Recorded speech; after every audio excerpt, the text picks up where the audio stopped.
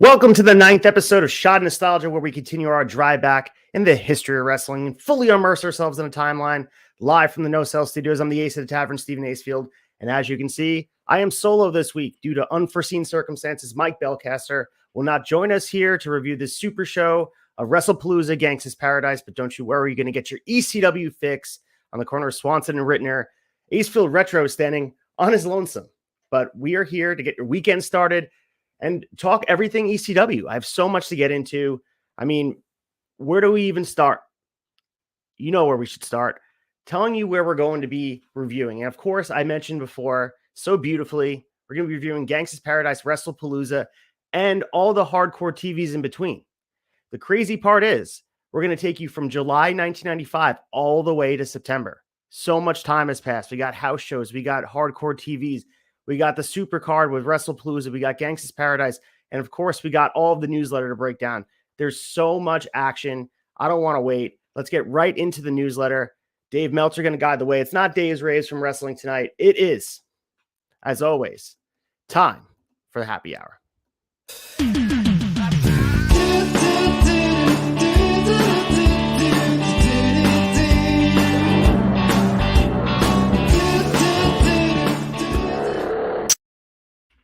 All right, as I mentioned, we will be going through July 1995's newsletters all the way until September, so strap in. There's going to be a lot of information hurled your way, and I hope you can keep up because there's a lot to build the context of what's going on in ECW and the wrestling landscape. So let's start with the July 24th, 1995 newsletter, and Dave Meltzer talks about the 715 house show that drew about 1,000 fans in an incredibly hot building. And usually when you hear hot, you think of crowd, you think of how energetic they were. But no, hot as in temperature, which people were saying between the heat and the humidity in the building, it felt as though it was 120 degrees inside the ECW arena, whatever 120 degrees is supposed to feel like, which can't be pleasant. So he also mentions that ECW will be starting shortly on Atlanta television at 3:30 a.m. on a Saturday night, if it already hasn't started already. So ECW trying to get their legs under them as far as television goes. We talked about the deals that were in Alabama. We talk about how they're on TV in Florida. And here's another example here in Atlanta, not the best spot to be, but as we always talk about, ECW has that lore where even though they are on television late at night, that's something that makes it magical. When you used to turn on your TV when you weren't supposed to be watching, 3:30 a.m. for Atlanta kids probably was enjoyable when you're watching all the madness going on in ECW. But moving on to the July 31st, 1995 newsletter, we have another title change this past week having to do with a wrestler leaving promotion. And appears to be the ECW Television Championship match on 7/21 in Tampa Bay, where Dean Malenko captured the title from Eddie Guerrero, and it appears that Guerrero will be starting with WCW shortly and programmed against Alex Wright. We knew this day was coming. We're going to talk a lot about Eddie Guerrero, Dean Malenko, and Chris Benoit all leaving the promotion. The television title is sort of being bounced around because they're not sure what's going to happen. And the thing is, with the matches and everything we're talking about with Dean Malenko and Eddie Guerrero, their classic matches is kind of why we picked 1995 ECW to discuss, because those matches, they're just absolutely classic and they've really lived up. They've been the highlight of everything we've been talking about. And really it sets the tone for the rest of their careers. And we know that Eddie Guerrero is sort of in limbo, not sure where he's going to go. And of course he has to chase the money and he has to go and find what's right for him and his family. And WCW was that answer for him. It was eventually the platform. As poorly as he was booked in WCW, as much as we thought he could have done more, he did do a lot in WCW. If it wasn't for that taking the chance and Turner giving him the money, we wouldn't have Eddie Guerrero in WWE. It just is a simple fact. But we'll get back to that in a second. Of course, let's talk about Axel Rotten debuting as a babyface, saying he has a new attitude. So you guys may remember Ian and Axel Rotten in the Taipei death match, glass on their hands, taped up, all the death matches, the blood and gore. What people really remember ECW in a negative light as just the garbage wrestling with all weapons and no skill. So apparently Rotten felt the successful USWA stint would be the best stepping stone to a WWF and left ECW. So Axel Rotten, I mean, he had that title shot last month. Mike and I talked about that and about how we didn't know where they were going to go with this character and everything they were doing, because at the end of the day, when you go to that limit and you have that blood feud with your brother and you really have no other tricks up your sleeve, it's more one of those things where you're a one-trick pony. And Axel Rotten was simply that. He was a deathmatch type of guy. And once that ran its course, he had nowhere to go. And he decided on his own volition to go over to USWA. And of course, it doesn't really work out for him. But I can't say we're really going to miss him here in ECW programming, because he'd be doing more of that. It's just a matter of who he'd pair up with and just bleeding from the start. So let's go with the crowds in Florida. We got, obviously, ECW runs in Florida. Mike and I talked about it for a bit, about what that means in the crowds and how different the shows are. But the crowds were up in 3 cities on the Florida swing. Fort Lauderdale was up to an estimated 1,100 on 720, with Tampa about 800, and Orlando was a sellout at 600. The key part about this show here is where Taz suffered that famous injury. He fell on his neck the first night from a stuffed tombstone pile driver and will be out of action anywhere from a few weeks to a month or 2. So this is that famous neck injury that everyone talks about with Taz that, I mean, reinvigorated his career. I know it's tough to even put it that way, but it's a similar situation as Stone Cold Steve Austin, where you had time to really work on the character after you were hurt. It forced you to work on the promos. It forced you to really fine tune who you were as a character.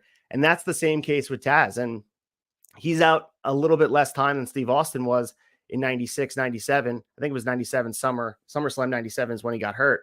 But it took a while for him to get back in the ring. But the key in both cases is leaving him on TV and having the ability to help him manifest that character and really work on who he is instead of having to focus on the in-ring work. And it's a blessing in disguise. And of course, I would never wish breaking my neck on someone else, but you can look back at it with hindsight and apply knowledge that we have now. And it's simple fact. You had Taz really get into his own during this time. We also talk about Luna here. Dave Meltzer talks about, people say it's amazing watching Luna work with the guys because they work so stiff with her.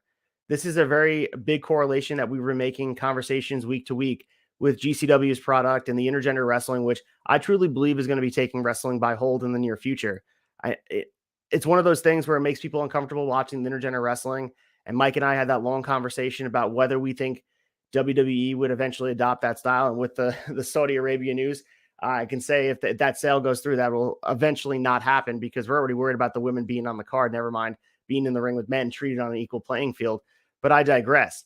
The thing about this with Luna is she was a trailblazer. People want to talk about the women's revolution and talk about the things that were done in the ring with women. You have to include Luna as far as being able to build up the respect and get women to be looked at in a different light. And I know it takes a little bit and the road's a little wavy, but with Luna, from 95, it's amazing to watch because they're treating her on equal playing ground, and she's holding her own with the guys. She's taking Stevie to task. She's winning matches against these guys.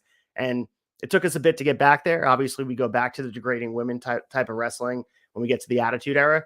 But this is a glimpse into the progressiveness that is Paul Heyman and his ability to see what the future wrestling may or may not be. So the first night, the ring showed up late.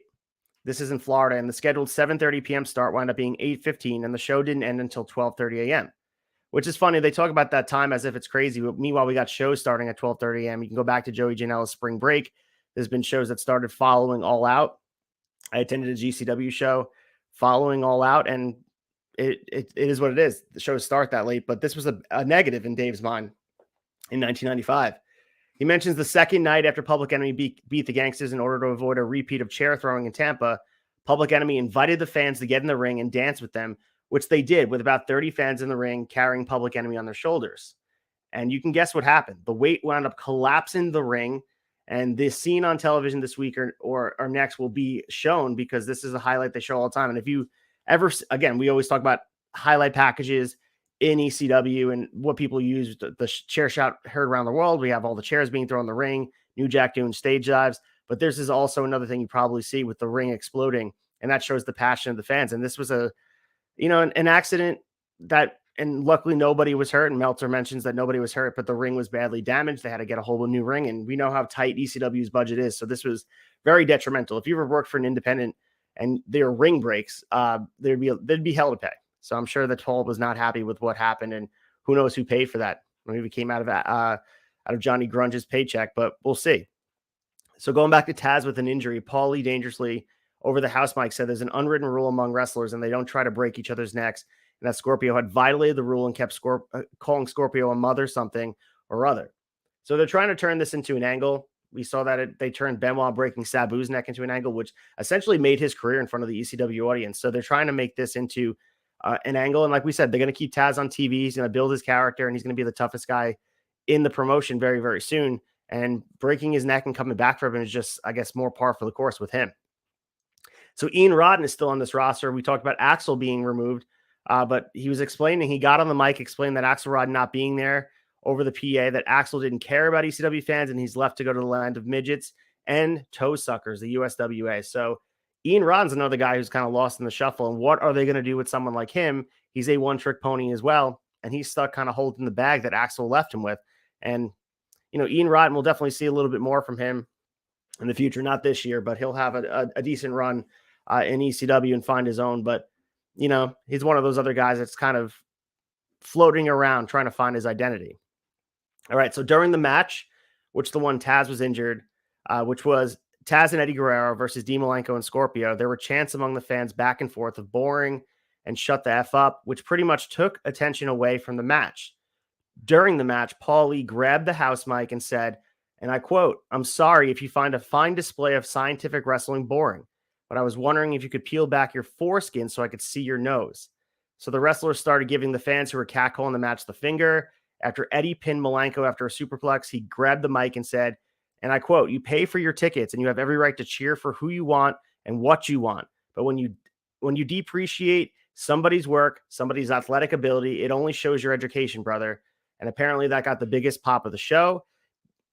We'll hear a little bit more about fans getting involved in a good way in the farewell to Dean Malenko, Eddie Guerrero, and Chris Benoit.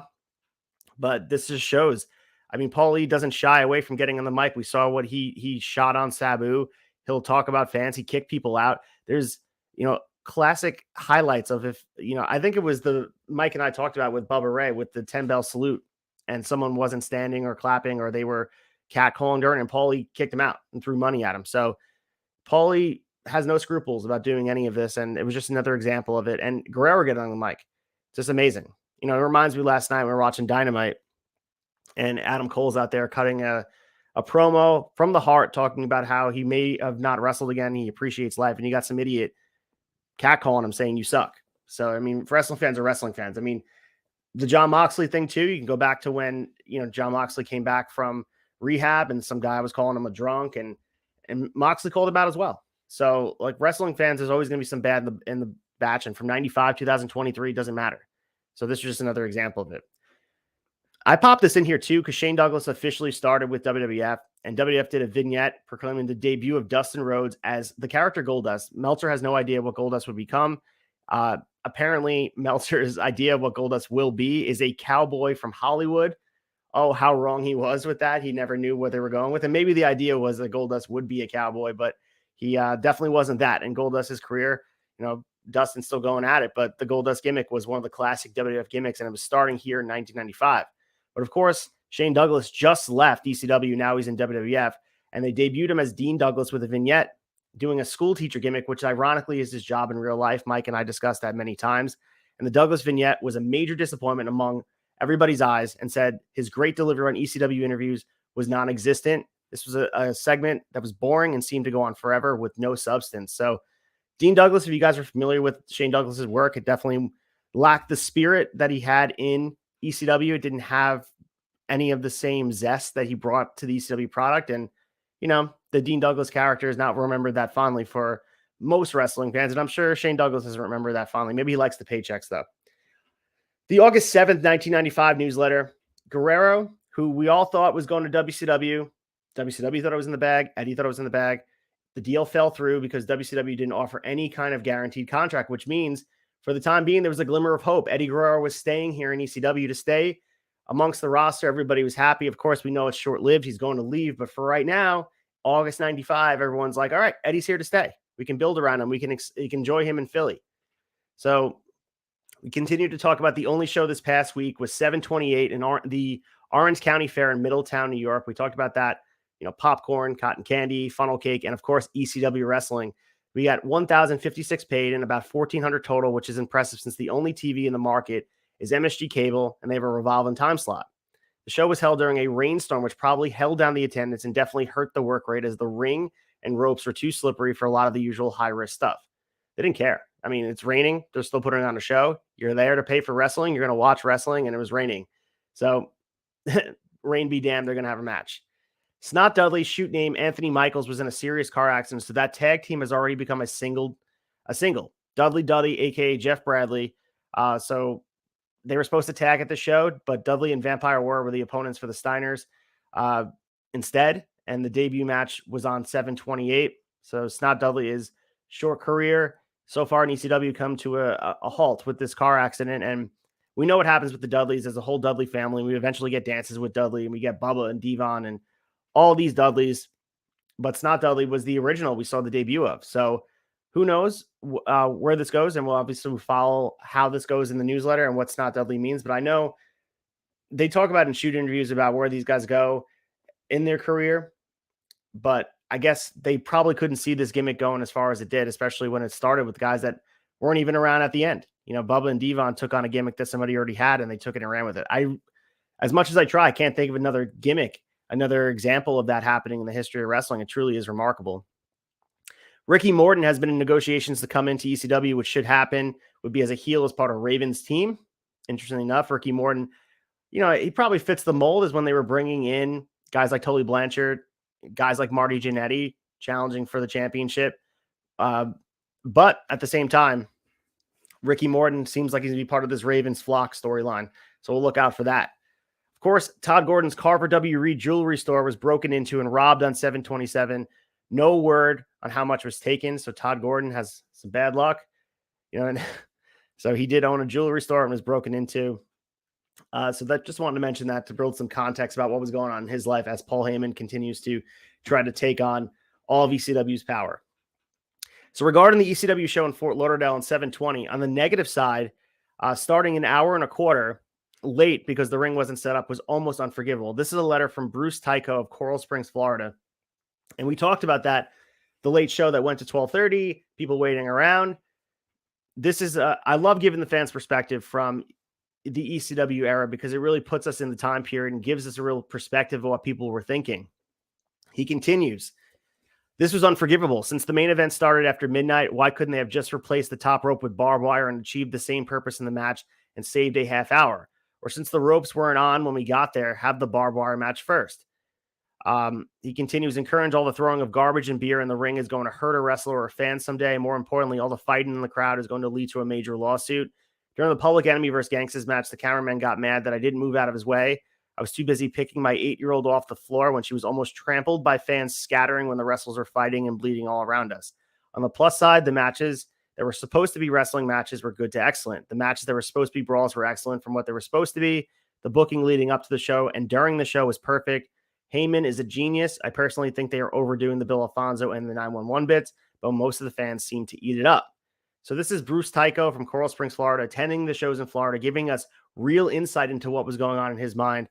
My only concern to Bruce is you're bringing your 8-year-old to the ECW arena. It doesn't seem very conducive for a child environment, but you do you. But it's just, again, interesting because I've been to indie shows where people are waiting around. You wait outside, not to put House of Glory on blast, but there was a time where House of Glory was supposed to be ready to go and they made us wait outside in the cold for an hour. Sometimes it's par for the course when you're watching live wrestling. And the fact that the main event started at 12, that's nothing according to today. Like I mentioned before, Joey Janela's spring break started after WrestleMania. Some people got there at 2 a.m. and it ended at like 6. Like that's how it works here. But again, these fans, he had an 8-year-old with him. I get it. So you wanted to go home, but ECW and an 8-year-old child doesn't really vibe, but he seemed to like the product. Let's go to the August 14th, 1995 newsletter. According to Paul Heyman, who runs ECW, the Thursday of the show on the Sunshine Cable was canceled when programmer Dave Olmstead previewed a tape of the show and found the angle offensive and pulled the show. Sunshine Network, which broadcast throughout Florida, was the company's only TV building up to his Florida house show swings, which have already steadily increasing crowds. Sunshine, Liberty, and Prime Cable are all affiliated companies and constitute the majority of the cable penetration of ECW. So this is, again, another issue cropping up. They have trouble getting on pay-per-view, let alone staying on TV, because people that aren't familiar with the product, are not familiar with pro wrestling, turn this on. It doesn't seem like it is the WWF family-friendly product. There's going to be things that offend people, whether it be, like I mentioned before, women getting pile-driven in the middle of the ring, whether it be an angle that has a lot of blood. A lot of these networks don't want to have it on there. And when they sign up for it, they're thinking they're getting Southern wrestling on their channel, and it's just not that. So when you have an executive that checks it out, I'm sure that some people, it's hard to convince them to keep it on there, especially back in 1995 when television sponsors, that's all the revenue they had. They had to keep things and keep everybody happy. And if there's any complaint, they're being pulled right away. And ECW was the first to go. He continues here, Meltzer, in the newsletter. Heyman and his television syndicator, Steve Carell, had conference calls on Friday and Monday with the Sunshine, and late Monday, Heyman seemed confident the two sides could come to an agreement in a Tuesday afternoon scheduled meeting, with Heyman offering to allow them the right to bleep out anything they found offensive on a show and expected to be back on the air on Sunshine on August 11th. Although no said final agreement has been reached, the angle that was in question that offended the executives at Sunshine Network was Sandman beat Mikey Whipwreck and got to cane him 10 times in a match from 721 in Tampa. During the caning incident, Woman was on the house mic saying she loved the violence, acting as if she was getting off her in a manner that was certainly couldn't be described as subtle. So apparently it was taken from the scene Natural Born Killers. Yeah, it's ECW, of course. When you sign up for something like that, that's exactly what people are going to feel like. But that seems like a very tame angle compared to what they go on to do. So Sunshine Network was in for a rude awakening when you're going to get crucifixion angles. You're going to get all this crazy stuff. That seemed like nothing. So one argument against making long-term plans is that something goes awry. Those plans aren't worth the time spent making them. Meltzer continues. Paul Heyman is known and even joked about changing and booking up to the last moment that goes into the ring. Often based on crowd reactions or execution, he'll change plans or change where he's going next. I included this because this is interesting. We always talk about feeling the energy of the audience and understanding where everybody's going with that. And Paul Heyman was a master of that. And it's no coincidence that he's a guy that lives and dies by feeling the energy of the audience. And so many times in wrestling, specifically WWE, and I'm sure sometimes with AEW, they don't go and change the finish enough. And I can think of specific moments in history where you're not following where the momentum's going. And it takes the groundswell of fans to sometimes get it to go in a certain direction. Point in case, Dan O'Brien in 2014. That wasn't their original plan. They wanted to go Batista winning the Rumble. They thought everyone would give him a babyface reaction. It just wasn't the case. And eventually they went there, of course, but their hand was forced to doing it. You can point to other things that eventually they do pivot on, but it takes so much effort. And Paul Heyman just has this knack of understanding what fans do want. I mean, you can even look back too, and I know it's hard to say because they had things planned, but go back to All Out with the Acclaimed and the Swerve in Our Glory match. The crowd was so hot for that match. And the fact that Swerve in Our Glory went over there, it took a little bit away from the Grand Slam match, and people can talk about all they want. It took away from the finish. And we've had conversations in the wrap-up show. I'm sure the Chads had the conversation on the flagship. That's a match you got to change. You got to change the finish. You got to have the ref whisper in their ears. And you guys got to change the finish here. Things like that. And I have confidence by everything you're reading about Paul Heyman, everything you're watching, that he would have done something like that. So we'll continue. Todd Gordon wasn't around, at least as a participant at either show this weekend. Bill Alfonso wasn't around either. He's on a family vacation in Europe, which they're eventually going to put into a storyline. And they're claiming that Rob Feinstein, his personal videographer, was taping the show so Alfonso could reverse decision when he gets back. So the Feinstein thing is very interesting, and Meltzer goes deep into it because this is a real-life situation that they're turning into an angle, which had significant heat. So the Feinstein situation is really amazing, according to Meltzer. The background of all this is that when the company ran into its problems paying bills, apparently Todd Gordon largely bailed out of funding it. Feinstein was owed $5,200. Lots of people involved with merchandise were owed money at that point, and some still are. Feinstein, who handled videos for the company, was told to be paid back the money in monthly installments, which up until the beginning of this month was taking place. Last month, Heyman introduced him on television at all the arenas as a heel character and basically blaming him for the ECW videotape end of business being disorganized, tapes being sent out late, poor quality of tapes, and being used as an angle right now. As it all turned out as a shoot, Feinstein quit as tape distributor on 8/7 because his monthly installment due on 8/1 never came, and ECW had actually increased its debt to him to $6,000 rather than cutting the debt down. Heyman had already turned him into a strong heel and switched the heat to him for people whose videos took a long time in arriving for whatever reason with his audience. So this is another example, too, of just brilliant booking, because one of the strong suits of ECW is this tape trading. And if you're having the inability to get them out on time, you're going to get fans mad. But if you turn into an angle similar to Bill Alfonso, where you can reverse decisions, you put the heat on someone else except the company and make him into a character, that line is blurred. So now you're getting people very heated against a character, want to go and boo someone on a show. And then you're also righting a wrong. So you're actually trying your best to right. It's just a brilliant thing that Paul Heyman did here. So we continue with Rob Feinstein on the 8/4 at the Jim Thorpe, Pennsylvania show. Feinstein was wearing a neck brace. He got on the mic insulting the crowd. And we get 911 coming out. And Feinstein said he had a neck brace on. 911 then ripped off the neck brace, chokeslammed him anyway. They wound up getting Feinstein's pants off and giving him a wedgie. And Heyman started telling small dick jokes while the crowd chanted similar things. During the Public Enemy versus GANGSTAS match on the show, Rocco Rock tried to throw New Jack over a balcony, which was on a cliff. So a lot of things going on at the Jim Thorpe show. Feinstein's being made into a character. It's a fascinating thing that Paul Heyman was able to pull off. And it's a real life situation where they owed him money, and Paul Heyman was able to smooth his way back into the good graces of someone and turn it into a successful angle. We continue with Eddie Guerrero here in this newsletter. If one figure, Guerrero earns $3,000 per week in Japan. And Meltzer says, I don't know of the figure, but that probably isn't far off. Somehow I don't think WCW offered him $15,000 per week, but I'm sure the per match offered by WCW was a lot higher than what he's making in ECW. He continues, he knocked Malenko as demanding full control of his programs, or he wouldn't come in pretty much acting like he's never done enough in wrestling to make a demand like that. And this is coming from WCW side. They said Malenko and Guerrero had never been anywhere or done anything in wrestling. And Malenko and Guerrero were both offered 3-month deals, and apparently both felt indicated that WCW had no long-term plans for either. Interesting. I mean, this is sort of point in case. Similar mindset that they have in WWE. If you didn't do it here, you didn't do it anywhere. And Guerrero and Malenko, two of the hottest free agents, they're playing hardball. They want to make sure they get their money and they get the guaranteed money that they feel like they're deserving. If you're going to give up quality of wrestling, you're going to give up the ability to be booked the way you're being booked in ECW or Japan and having the freedom and the autonomy to be the wrestler you want to be. Of course, you want to make the money. And we're going to see a little bit more of that. Let's go to the August 21st, 1995 newsletter. And of course, we finally get the mention of Sabu. He's expected to fly into Atlanta sometime this week to finalize the deal with WCW and perhaps debut at the 8/21 Center Stage taping to shoot video footage leading to a live TV debut probably on the second Nitro on 9/11. While WCW has talked of debuting Benoit on the third program on 9/18, that will be in the middle of one of New Japan's biggest tours of the year, so realistically, Benoit won't be able to debut until the 10/2 show. In addition, WCW sources indicate they closed the deal now, this is a week later, with Malenko on Monday and are close to signing Guerrero after weeks of on-again, off-again negotiations with some name-calling. Guerrero had not agreed to a deal on Monday, but said his fears had already been alleviated and he was hopeful a deal would be reached shortly.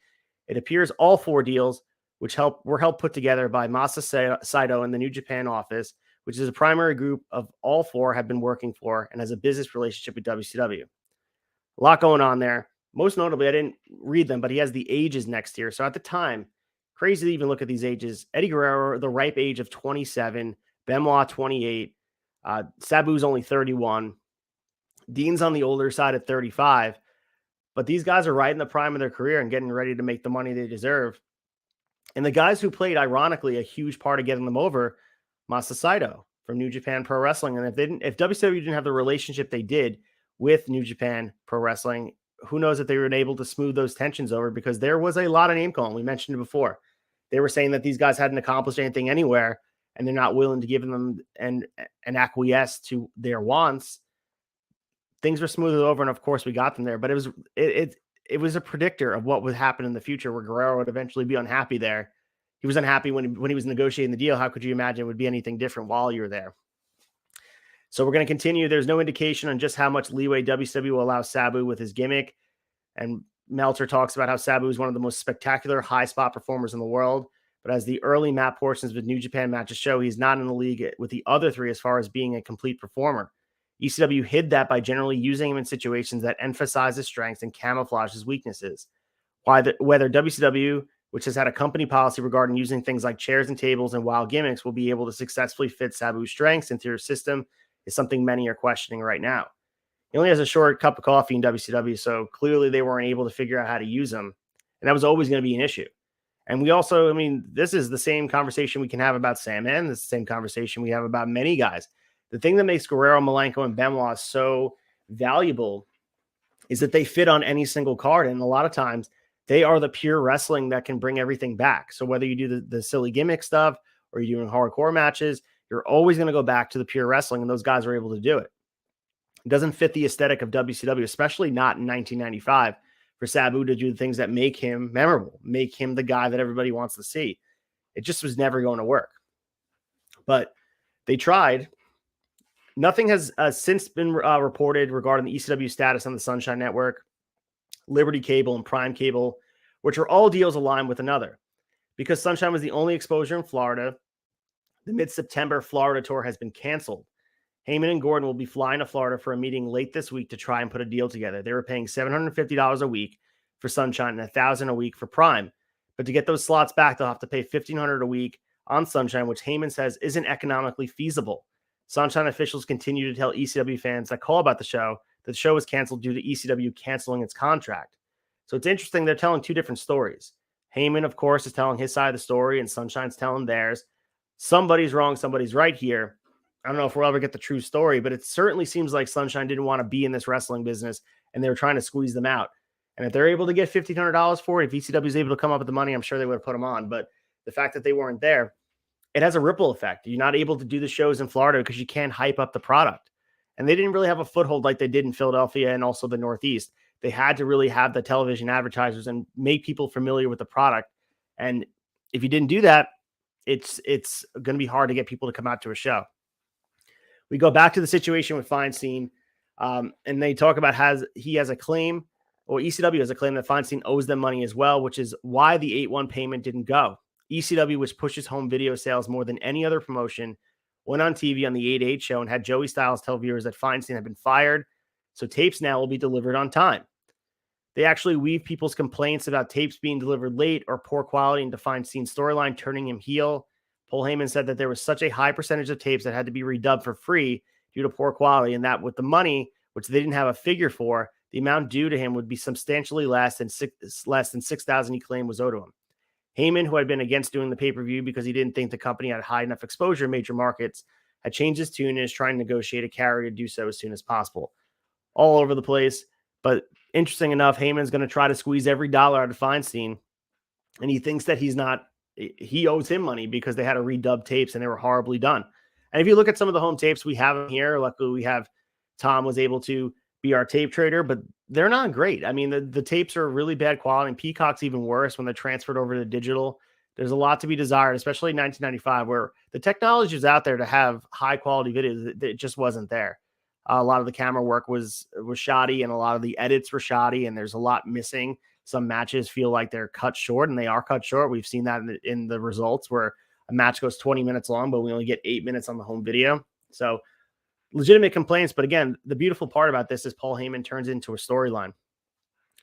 So this is a letter from a guy named Jeff Bardrin from Plantation, Florida. And he has a lot to say about ECW when he attends a show in Florida. I thought it was interesting. He said, a few months ago, I went to an ECW show in Davie, Florida. One of the matches held that night, which aired on TV later, was Benoit versus Too Cold Scorpio. After viewing the match on TV, you made a remark in The Observer that the crowd didn't seem to be into the match. Since I was at the show, I argued that the crowd was burned out from a fantastic Cactus Jack vs. Sandman brawl held just prior and had nothing to do with the match and giving in the way of support. I was wrong. Once you think you know everything, you stop learning. On 720, I learned a valuable lesson. There is a big difference between hardcore and smart. The crowd in Philly are hardcore fans who try to be smart. The crowd in Fort Lauderdale were hardcore fans who wish they were smart. There is a huge difference. Watching wrestling TV shows and getting a tape in the mail here and there doesn't make you smart. A hardcore fan may love one particular style, but a smart fan appreciates all different styles when they are done well, and most importantly, respects the wrestlers for their ability and talent. Nothing makes me madder than seeing some jerk throw something at someone in the ring. I do whatever I can to see that person get tossed and won't regret doing it one damn minute. He continues about the match, saying it was great, but at the end of it, when they were chanting, and we mentioned the newsletter where Guerrero was being heckled and so was Malenko, he says, I was embarrassed to be a wrestling fan that night. I was embarrassed because ECW had booked a potentially great match, and I have to wonder, instead of Chris Benoit versus Eddie Guerrero in the next card in Fort Lauderdale, they'll load it up with Ian Rod and Geek Fest. Don't get me wrong, I love a wild brawl. I thought Public Enemy versus Gangstas and Cactus Jack versus Sandman that night were great. I can watch an Alfred Hitchcock movie one night and a Steven Seagal movie the next. Some idiots in the crowd that night need a little bit more broad appreciation of entertainment. Don't let a few jerks ruin Fort Lauderdale. There was a reason the rest of the crowd gave a Guerrero a standing ovation after the match. They appreciated it. He put it really well. I mean, we always talk about wrestling being an eclectic mix of a buffet or whatever you want to call it, but on every card, and ECW is a beautiful thing where we always kind of applaud them. This is the reason why 1995 is so memorable. They have so many different things going on, and that's what makes the best cards. So, Jeff Bojan, wherever you are, thank you for your feedback back from August 1995. All right, we're going to go to the August 28th newsletter. Too Cold Scorpio was the latest ECW wrestler to be contacted by WCW this week and said he was interested. Scorpio, who doesn't have a New Japan contract and thus ECW was his priority to this point, had been talked about by Paul Heyman as being made the top heel in the group and a champion. Heyman doesn't want to give major push or put a belt on someone that may have to leave or may offer some form of contracts to some of the top guys, although that could be a problem as well. For other guys, Scorpio told Heyman he wouldn't go back to WCW for less than what he made there, which was believed to be about $120,000 per year. And the current money WCW has been offering guys is substantially less and substantially less time. We get more updates on Sabu. He's scheduled to start with WCW on 8/21 in Anderson, South Carolina, at the pro tapings to film a match or video or vignette that would appear building him up before his appearance on Nitro. At this point, he's agreed to do a work that show on 9/11 Nitro match with Alex Wright. Most likely he'd be work the Detroit Halloween Havoc pay-per-view show with the Sheik as his manager. Nothing else is definite, and he's still taking indie bookings. Going to the trio of Malenko, Benoit, and Eddie, all are expected to be signed to a 90-day contract by WCW, probably beginning in October. There hasn't been any real word on how they'll be used. The decision was a lot more than the idea all three wanted to stick together, and that WCW wanted all three more than any arm twisting by New Japan. There was New Japan influence, but no ultimatums, as if New Japan jobs depended on it, or they were told point blank to accept the offer. Between the three and adding the probability of Scorpio joining in, it leaves ECW with a major hole to fill. And we're going to eventually get, Heyman's going to get mad that they're completely pillaging the whole roster. And this is just another example too. The three of these guys were very, very tied together their whole career, that they wanted to be together. And that's admirable, that they're not going to abandon their friends. They understand the reason why they're so good is because they're always connected together. And Eddie Guerrero wanted to guarantee he's going to have both these guys as a dance partner wherever he goes. So at the very least, he knows he's going to be paired up with them on some nights where they can steal the show. So I love that. The fact even in WWF, they went together, they left for WCW together. The radical stuff is just fascinating to me. And Perry Saturn eventually joins the crew. And we'll hear about Perry Saturn as well, because we get the debut of him eventually in ECW. But, right now, the three of them they're just the three of them, and they're so connected.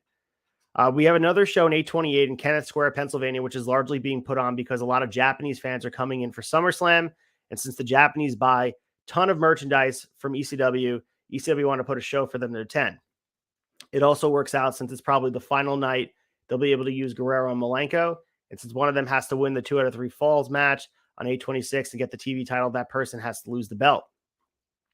There's a letter here from Rob Feinstein, Langhorne, Pennsylvania. This is obviously the same Rob Feinstein in the newsletter, the guy they're trying to paint in a very bad light. And he starts hitting some facts, and we get a Paul Heyman response as well. So this is also fascinating. He says, here are the facts regarding my situation with ECW. I was the exclusive videotape distributor for ECW. I not only dubbed the tapes for them, but I was also responsible for sending out the tapes to their customers. During May of 95, I was told that Todd Gordon was going to be leaving the company and that all back bills would be paid by HHG or Global Distributions. At that point in time, I was giving them 60 days to pay me on invoices, and I also gave them a $5,000 credit limit, which they went over.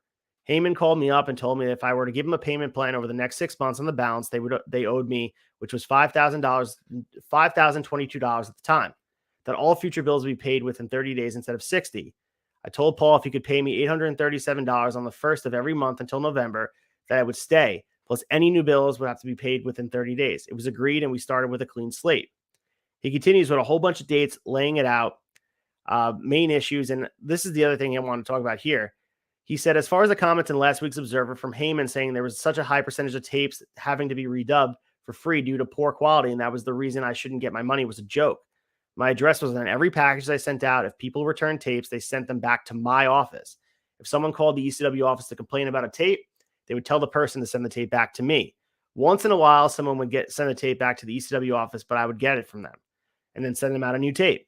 On August 14th, I had a meeting with Global Distributions to try and work out our problems, and I asked them about our problem and was told that Heyman was just going to say that so he didn't have to pay me further, and they only had 4 tapes returned at the time in the office. It's even funnier because I got the tape sent back to me, and I had to correct the problem. I never even charged ECW for it. If it was my fault, I paid for both the tape and the postage. I never went to ECW and had them pay for my mistakes. We had like 4 returns a month out of 300 videotapes. I never charged them a penny when I had to redub tapes, so they don't have that as an excuse. Why was I never informed? Were all those bad tapes being sent back that Paul claims that he had to redub, and where would those tapes go? The office never got them. I never got them. If Paul had them redubbed elsewhere, who did it, since I always had the master tapes? It's a lie. So he finishes the letter with, I wish Paul would have listened to me when I would try to tell him that things should have been done. He's a very busy man, and I wish him all the luck in the world with ECW. I'd be willing to come back at any time after this problem is resolved, but things should have been done the right way, and I can make the videotape business run very smooth. This is Rob Feinstein, Langhorne, Pennsylvania, the same Rob Feinstein. So Dave Meltzer puts his editorial thing in here, and he says, Paul Heyman's response to this letter, which looks like it'll be a legal battle, is that everything in the first paragraph is correct, but it was contingent upon Feinstein upgrading the equipment and on Feinstein agreeing to lower his own charge of $4.50 per tape down to $3.90. Heyman continued and said he agreed that upgrading the supposed to be by early June, which didn't happen. Heyman said that he nor nobody would have told Feinstein if the money was tight at any time. Heyman said he never told Feinstein the $245, blah, blah, blah, blah, blah. They continue to talk about this. And Heyman said that all tapes ready within 10 days of the house show, which have FedEx records to prove it. And Feinstein had the 3-way dance within days of the show and sold the original to a fan. That's why it took so long for orders to be filled. A lot of he said, she said. It's just interesting that Dave Meltzer's right in the middle of this. We get direct answers from Rob Feinstein. Paul Heyman is talking directly to Meltzer. And this is just, again, one of those issues that cropped up where it's a business deal that goes awry. And Paul Heyman has a whole wrestling show platform to bury you on it. Like, he has the upper hand, whether he's right or wrong. He has the ability to make people believe whatever he wants because he has a television deal. He has the mic in his hand. So turn Feinstein into a heel on his television show, which is the ultimate win. Let's go to the September 4th, 95 newsletter. And what was described as the hottest ECW house show in months on 8/26 at the ECW Arena in Philly, Paul Lee announced that he was declaring war on WCW. We talked about all those names being pillaged from them. Dangerously gave a speech between 25 and 30 minutes, swearing at WCW, Bischoff, even Ted Turner, inciting the full house of about 1,150 who hardly needed prompting to chant things like Bischoff takes it in the ass and worse. Dangerously had the crowd in the palm of his hands, and even though the monologue segment went so long, he was on a roll. He continues, it was acknowledged at the show that Eddie, Dean, and Chris would be leaving for WCW, with them trying to push the storyline idea that it was New Japan's deal coercing them to go, as opposed to them simply leaving for a better financial opportunity. All three were giving huge ovations and gave speeches saying how much they were fans of ECW and that they look forward to someday coming back. After Guerrero wrestled Malenko, the babyface wrestlers Gordon and Heyman carried the two on the shoulders in a very classy moment. Paul, during his speech, talked about someday, hoping all three would return, and made the point of saying that the other regulars like Public Enemy, 911 weren't going anywhere, and that the Steiners were staying, and that they've reached a deal with AAA, and that Rey Mysterio Jr. would wrestle PSICOSIS at the next show, which would be GANGSTA'S Paradise. Heyman continued that said he was annoyed that WCW had to bully wrestlers to get them to sign, playing up the storyline aimed at smart marks of New Japan involvement, somehow forcing guys to go to WCW against their will, when all three made the decision together, and New Japan influence over the decision was minimal. And, Meltzer says the Steiner staying behind was really proof of that. Heyman was told that Malenko and Kevin Sullivan that it was all Japan and an all New Japan deal. So he says, I believe Kevin Sullivan told him as a way to keep the peace, since Kevin Sullivan's wife works at ECW and Sullivan may need a job there if he becomes the next Convenient scapegoat at WCW. After declaring war on WCW, he told fans they're on TV in Atlanta and that Bischoff would probably be watching. Meltzer does say the odds are small because Bischoff never watches wrestling on TV. And for the fans to give him a message, and they chanted ECW and fuck you at Bischoff. So he changes his tune, man. Like, this is completely different than the tone we had last week in the newsletter, which was months ago at this point. But he's getting sick of the people being stolen from under his nose. It's a problem because ECW continues to have to rebuild their roster from time and time again. Rey Mysterio Jr. and PSICOSIS, little did they know how valuable they would be. Of course, they leave as well, ironically, to WCW, but it continues to happen over and over again. And it's an issue for Paul. And he still continues to find diamonds in every rough. He's able to find talent everywhere and restock that roster, restock the cupboard and have it jam-packed and full, but someone keeps raiding it. And it's got to be so frustrating to the fans that are loyal to ECW, but also Paul Heyman, who knows he can't compete with these big guys, and they're just pillaging the talent. And you can make the same argument with WWE, what they do to all these other small little indies. And for a bit, they were doing that, where now the tide's a little bit changing. But anytime someone got over huge, they'd just be plucked up by NXT, and that was it. You know, some of these guys would go away, and you could look at the whole NXT roster from that time period before AEW cropped up. WWE was collecting all those guys, especially when Triple H was the guy making decisions. So it definitely is a consistent thing in wrestling. This is nothing new, and you really can't blame Bischoff for taking on the talent to make his show better. But when you're on the other side of the fence, it's hard to convince somebody that it's okay.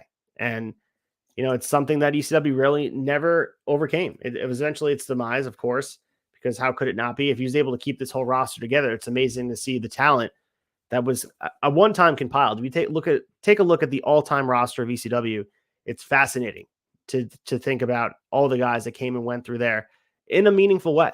And a lot of them got their platform and got their start in ECW and got their exposure and the launch point from there. And, we don't want to look at ECW as a minor league system or a feeder system to these places, but that's what it became. And I think that's why eventually Paul Heyman had to think about a relationship with a bigger company like WWF, because how could you not? You need the funding and you need the stability that those guys provide, because you're never going to have it. So during the Guerrero Malenko match, fans were chanting, "Please don't go," and Bischoff sucks. Malenko said they had reservations at first, but about coming to ECW because his style isn't appreciated in the U.S., but he appreciated how knowledgeable the fans in ECW were. Malenko and Guerrero hugged, and the other wrestlers, Heyman and Todd Gordon, carried them on their shoulders to a standing ovation. So we also have a letter from Jason Patasio about ECW merchandise, and he's talking about the Paul Heyman and the Rob Feinstein situation. So he says, after seeing how Paul made Rob Feinstein out to be the heel in the mess amazes me. I knew Feinstein's story was true because I was once in the same predicament with ECW. After Feinstein informed me I was writing a letter in response to Heyman's accusations in the Observer, I too decided to write a letter exposing ECW for what it truly is, an extremely unprofessional organization that doesn't believe in paying bills. And he says, let me tell you a story about how ECW screwed me. So he said, in May 1994, I wore a shirt that I designed to an ECW show, which caught the attention of both Paul Heyman and Todd Gordon, along with many of the fans. We quickly came up with an arrangement that I would become the official t-shirt printer and designer of all merchandise that used the ECW logo. I came up with each and every shirt that ECW has sold since that time. The arrangement was very profitable for myself and ECW, not to mention that since I had been a wrestling fan for as long as I can remember, it was a great opportunity. The deal ran smoothly through such changes, including the infamous change to Extreme Championship Wrestling and steadily increasing crowds. In December, Gordon introduced me to Richard Friedberg, who had just joined the company as a marketing specialist. At this point, everything started to change. I no longer received the same percentage of my sales.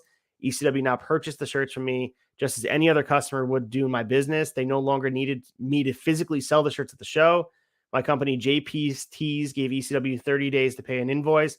The first order they purchased from me took more than 45 days to collect. On March 17th, ECW placed an order totaling $2,543, which is still outstanding.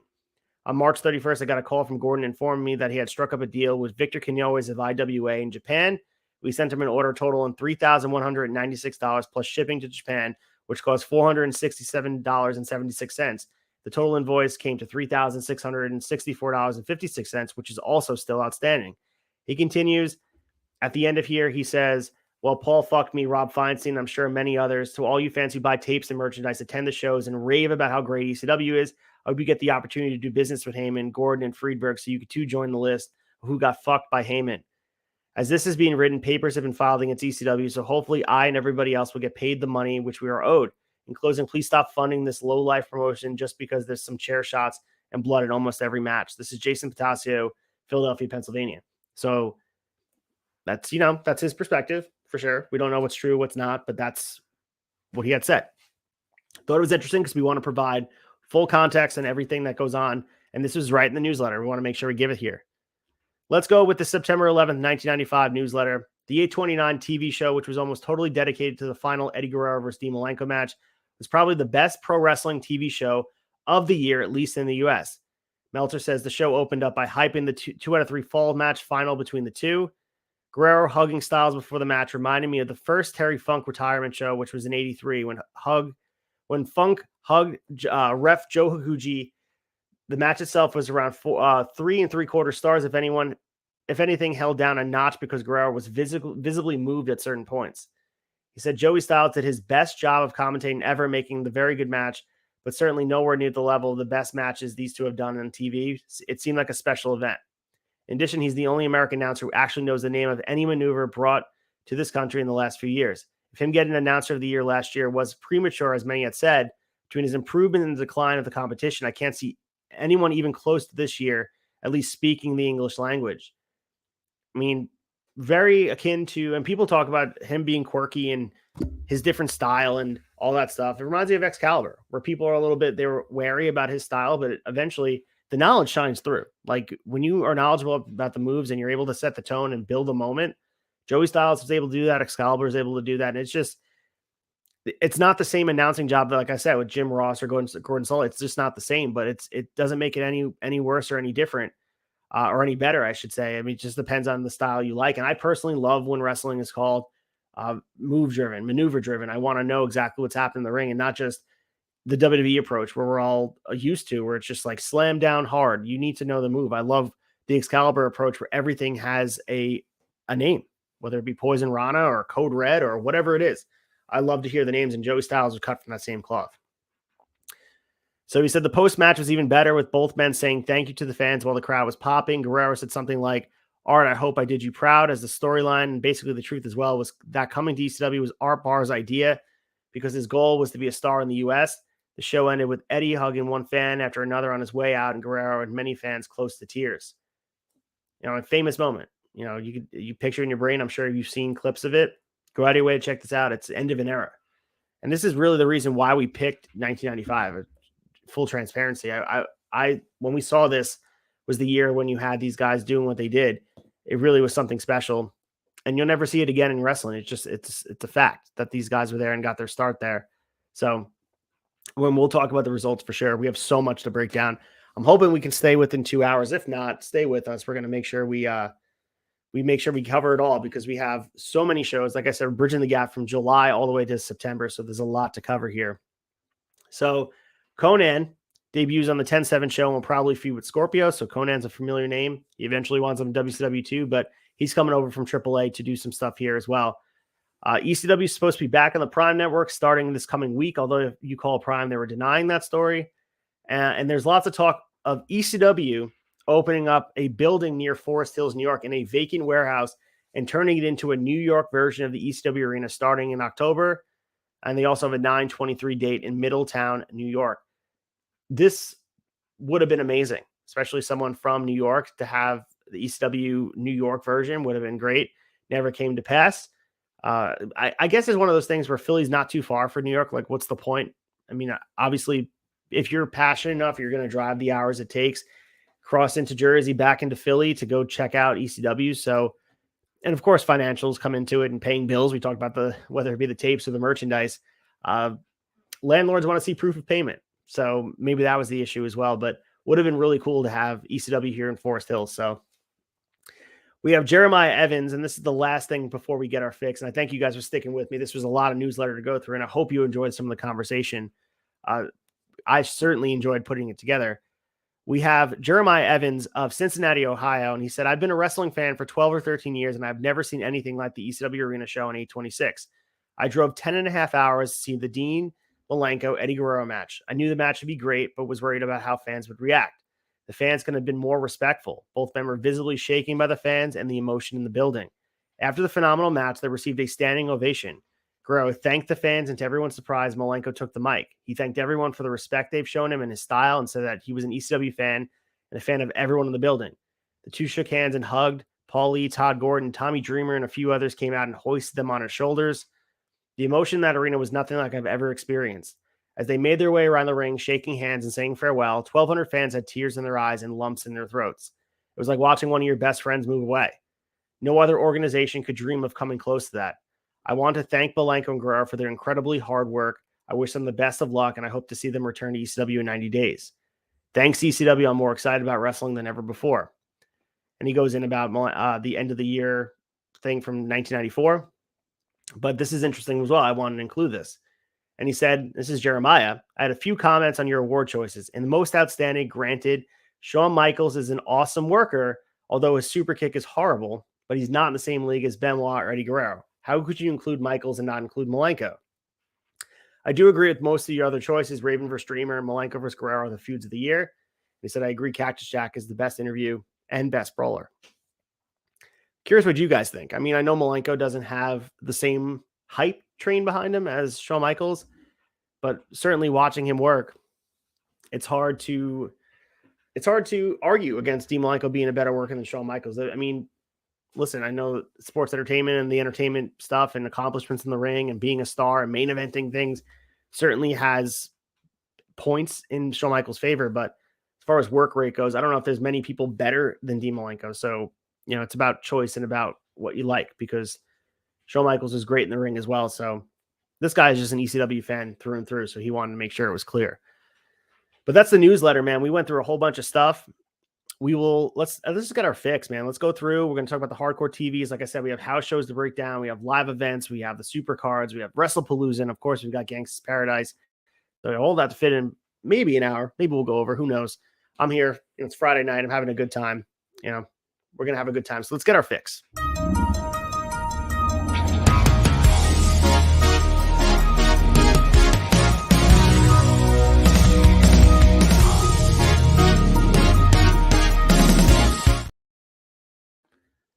All right, here we are. We're going to go through the hardcore TVs, like I mentioned, from July all the way to September. Bring us to GANGSTA'S Paradise. Talk about everything going on in ECW to build the context. Talk about title changes, etc. Let's go with the 7/18/1995 hardcore TV. This was syndicated on MSG Network. Of course, you could find it in other places. There's no matches on this program. No original matches, I should say. There's Angle helped on here. We have the GANGSTAS cutting a promo saying that they're here for money and belts. And New Jack said he will break ribs and puncture a kidney if it's worth it to him. We also have the tag champions Raven and Stevie Richards cutting a promo, gloating about the teams they have defeated. This is just a show in Florida. It's more original content promo-wise, so I'm sure fans were excited to see it. And, of course, you have to think about it in perspective of 95. You turn the TV on, despite them not having original stuff on there as far as matches go, people are still excited to see these characters, and it did its job. It advanced storylines. So moving on to the 7/25/95 Fort Lauderdale, Florida show, we have 3 matches shown on TV. We have the ECW TV champion Eddie Guerrero and Taz defeating Dean Malenko and Too Cold Scorpio. We had Mikey Whipwreck defeating The Terrorist and the Pitbulls defeating Bull Payne and Joe DeFuria. So Joey Styles lets us know that Taz injured his neck in the tag match that's airing on the program because as a disclaimer, and he's going to be out of action for times after this. So this wouldn't be a significant amount of time, thankfully, but this is an injury that continues to pop up for a long time with Taz that maybe shortened his career. I mean, I'll let Taz talk about that in his interviews, but it certainly seems like it was an issue going forward, especially when he eventually got to WWF and there were so many miles in that body. Speaking of the tag match, it is heavily clipped. So if you've seen this match, it's one of those things where they like immediately jump into the action, edited down. Eddie Guerrero beat Malenko with the brainbuster and a frog splash. It was definitely quality action, despite Taz breaking his neck, and they had to obviously adjust to that, but it was certainly a good match. I mean, how could it be a bad match with the 4 guys in the match? So we see footage from a few weeks ago where Stevie made out with a female fan, and Beulah got so upset that she attacked the fan. Of course, we know that's Francine. This happens a few times on the TV show before Francine becomes a current character on our screens. We have the tag team champions, Stevie Richards and Raven and Beulah, standing in the ocean, cutting a promo on Dreamer. Raven cuts a promo, says it doesn't matter what time it is or place. There is no haven for Dreamer to run to. Richards talks about ECW and watching Kevin Sullivan controlling everyone in WCW. So interesting promo. More good stuff from Raven. If you like Raven stuff, this is him speaking in tongues. You could see the influence that a lot of guys have on their promos, and he was the original. But you could tell like Bray Wyatt got a lot of influence from this. This was a very Bray Wyatt-like promo. We had a Bill Alfonso confronting Mikey Whipwreck segment following the victory and distracted Whipwreck long enough to allow terrorists to attack Mikey with a pile driver. We get 911 coming out, attacks the terrorist, and he gets his hands on Alfonso. But Alfonso, yet again, breaks free to the backstage area. And then we also had a Pitbull winning a squash match, but the ECW tag champs, Richards and Raven, come down to the ring. And we get some chaos again. We get Vampire Warrior, Tommy Dreamer, Luna Vachon, a whole bunch of stuff. The closing segment, pretty solid. So it was a lot of good stuff at the end, but largely forgettable as far as hardcore TV goes. And I'm glad we're not reviewing just hardcore TVs, because that would be, it wouldn't be too eventful. And we'd be here all day. Let's talk about the Tampa, Florida 8-1 hardcore TV show. We had 4 matches. Mikey Whipwreck won a battle royal to earn an ECW World Championship match in the future. We had ECW World Champion The Sandman defeating Mikey Whipwreck to retain the title later in the night. Dean Malenko defeated ECW TV Champion Eddie Guerrero to win the title, and ECW World Champion The Sandman defeated Mikey Whipwreck in a Singapore cane match to retain the title. So a lot of stuff going on here. The program continues to show the brawl that ended last week's show between Dreamer. That's how they open. The last people that were in that battle royal that Mikey eventually wound up winning, Marty Jannetty, was the final person that he eliminated. Sandman got on the mic and taunted Whipwreck, saying he doesn't think Mikey can beat Jannetty nor win the title. Jannetty nails Whipwreck with a super kick, and Whipwreck counters a clothesline, throws Jannetty out of the ring. Fans completely are behind Whipwreck at this point. He's the underdog that everybody loves to cheer for. After Jannetty shakes Whipwreck's hand, and Sandman enters with his kendo stick to set up the match later in the night. So Mikey misses a running attack on Sandman, met with a kendo stick shot to the back of his head. Sandman shows Mikey scars on his body, beating on the challenger. Sandman spikes Whipwreck on a pile driver and wins the match quickly. It was an enjoyable segment. We then, following this, get a Mikey Whipwreck interview with Joey Styles. Whipwreck says that Sandman has been a monster since he won the championship. Mikey challenges Sandman to a kendo stick match, and if he loses, he will take 10 lashes. Whipwreck is going to prove he is as bad as Sandman, so we get double the matches. He takes a puff from a cigarette and coughs after doing so, which was funny. Fits into his character. We have a Taz and Steiner Brothers promo. Taz is wearing the neck brace since his neck injury. And Steiner says they're coming to ECW because they can be crazy. They're going to kick the ass of Malenko, Scorpio, and Benoit. So we also have Malenko building up the match with Eddie. And he says if he can't win the title, he wouldn't ask for further title shots against Guerrero. They start off with the mat wrestling. We get Eddie getting the better of the exchange. They have a standoff after some pin attempts. Neither man can get much of an advantage after they do another standoff. Fans aren't finding the slow nature of this match to be all that appealing, and they're chanting that it's boring. This is the match that we're talking about with the fans getting involved here. So we eventually see the end. Meltzer gives it 3.25 stars. Dean Malenko nearly wins with the Tiger Bomb. They countered a few pin attempts, and Dean is able to keep Guerrero down long enough, 3 count, after a few exchanged flash pins, which was an interesting ending. So it was a slow start, according to the reviewers. Finished strong. But yeah, I mean, we see a title change. And of course, we thought Eddie was leaving to go to WCW, but that wasn't the case. So they maybe pivot on what they're doing here. But we see a title change on Hardcore TV, which was a big deal.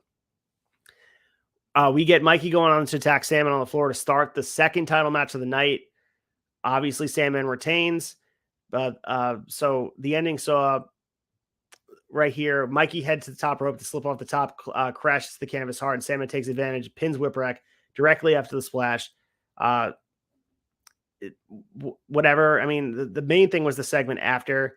We get Sandman and women entering the ring to give 10 lashes to Mikey. Mikey assumes the position, and Sandman begins to deliver the lashes.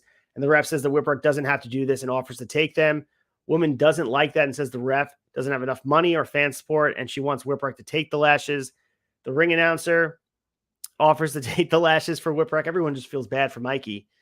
But woman says that's not good enough. Bill Alfonso then enters through the curtain and reminds us that the loser had to take 10 lashes with the cane. and he counted 7 as Whipwreck is being carried from the ring. Alfonso wanted the other 3 to happen, and he claims that there is false advertising if Whipwreck doesn't take it, and the fans deserve what they get. So Sandman leaps over the top rope to deliver another cane shot, and Sandman whacks Ted Gordon and Marty Jannetty, who was protecting Whipwreck. Then we get a Marty Jannetty promo to end the show. Jannetty says he used to have respect for Sandman, and now Mikey, is everything that happened with Mikey is something that Marty can't look past. They're trying to get Marty to be a face here. He says he's going to kick Sandman's ass and tells Mikey Whipwreck, hey, man, you're a brave man. So Mikey says, my mom is going to kill me. And Mikey talks about Sabu forgetting the fans, and Shane Douglas abandoned us for WWF. So this truly, this is a highlight episode and one of the things that you want to go out of your way to watch this. Again, this is the 8/1/1995 episode of Hardcore TV. This is the episode that kind of made Mikey Whipwreck into who he is. It's a full story dedicated to Mikey Whipwreck. He wins the Battle Royal. He loses the match with Sandman. Then he takes his lashes in the second match, and he becomes the lovable loser. He becomes someone that people really can get behind, and fans really feel tied to him. And that's something that Mikey carries with him the rest of his career. And he's about 2 months away by the time this show ends in September, about a month away from winning the world title. So that's how much momentum he gains just from this. And this might have been a barometer about how fans feel about him in the main event scene. But this is what, this is one of those things that Mikey Whipwreck can probably circle is like, this is the moment people started to get behind me as a main player in ECW. So this is, the booking is it's a masterclass by Paul Heyman about how to make someone an underdog and make people believe in it to the point where everybody on the roster is rooting for you. And he gets the reaction from the crowd. He becomes, again, that very lovable person that everyone is rooting against. Everybody loves an underdog, and Mikey Whipwreck might have been the best underdog in all of wrestling history. We see it duplicated throughout history. I don't think anyone's ever done it as well as Mikey as far as underdogs go. Like accidental offense, that stuff can be traced back to Mikey's time, 1995. So he deserves all the respect for everything done here. This was amazing. Let's go to the WrestlePalooza show. So this is a big deal here. August 5th, Philadelphia, Pennsylvania, ECW Arena. Our current champs, ECW World Champion, the Sandman, 4/15/95. He won it. Our tag champs are still Raven and Stevie, and they won 6/30/1995. And our ECW TV champ is Eddie Guerrero. He won it back in between these. So 7/28/95, he won the title back. So this is confusing about where it airs and stuff. So the title's going to bounce back and forth for a bit. But according to the listing here, Eddie Guerrero is still the TV champ. But of course, we'll get to that. The opening match had JT Smith defeating Hack Myers, 6 minutes and 33 seconds. This was a singles match between the two guys. During the match, highlighted by Smith attempting to perform a suicide dive out of the ring onto Myers to the floor, only for his knee pads to catch on the ring ropes, cause him to botch the move and fall headfirst to the ground. Obviously, the ECW Arena is not going to let you forget that. They start chanting, "You fucked up." Very, very unsympathetic from the ECW Arena. But sadly, JT Smith suffered a concussion with a large swelling of his head. Smith went on to defeat Myers by pinfall and then obviously get interference by Val Puccio. But the stuff that I want to bring to your attention in this match, JT Smith was legitimately injured and was absent for several weeks following this. He came back and he adopted a comic persona in which he sustained a mild brain damage from his concussion, causing him to believe he was an old world Italian and speak with an Italian accent, ultimately leading to the formation of the FBI, aka the full-blooded Italians. Smith also began intentionally botching moves for the amusement of the ECW audience. We're going to see him face Myers in a rematch at GANGSTA'S Paradise. So we're going to get more follow-up on this if you guys are interested in the JT Smith stuff. But I thought it was fascinating because the FBI became a huge part of what ECW was doing. And this is how it started, kind of an accident. His knee pad never got stuck there. If he never had a concussion, would he have this idea to do this old world Italian thing? Who knows? But happy accidents in wrestling. Again, injuries can cause people to be creative. Our next match here, Val Puccio defeated Tony Stetson via disqualification. You know how it is with Val Puccio, big dude, almost 500 pounds, 1 minute and 23 seconds. This was, a quick match. The guy can't do a lot. So Puccio won by DQ after Hack Myers interfered in the match. Not much here. We have a 6-man tag match, or I should say 8-man tag match. Raven, Stevie Richards, Big Dick Dudley, Dudley defeated Tommy Dreamer, Cactus Jack, and the Pitbulls 1 and 2. They're being known as the Raven's Nest. We talked about potentially Ricky Morton coming out here to defend them, but Big Dick Dudley was substituting for Snot Dudley, who was injured. We talked about the car accident in the newsletter. Facing Tommy Dreamer, the Pitbulls, Cactus Jack was not supposed to be in this match. It was supposed to be Luna Vachon. She had been unable to travel for the event. So it would have been interesting to see how she was booked in here, but Cactus filled in nicely here. Raven pops on the mic in the beginning of the match, gave a promo which he professed to understand Cactus Jack's pain. The end of the match saw Dreamer seem to be on the brink of defeating Raven for the first time after giving a pile driver onto a chair.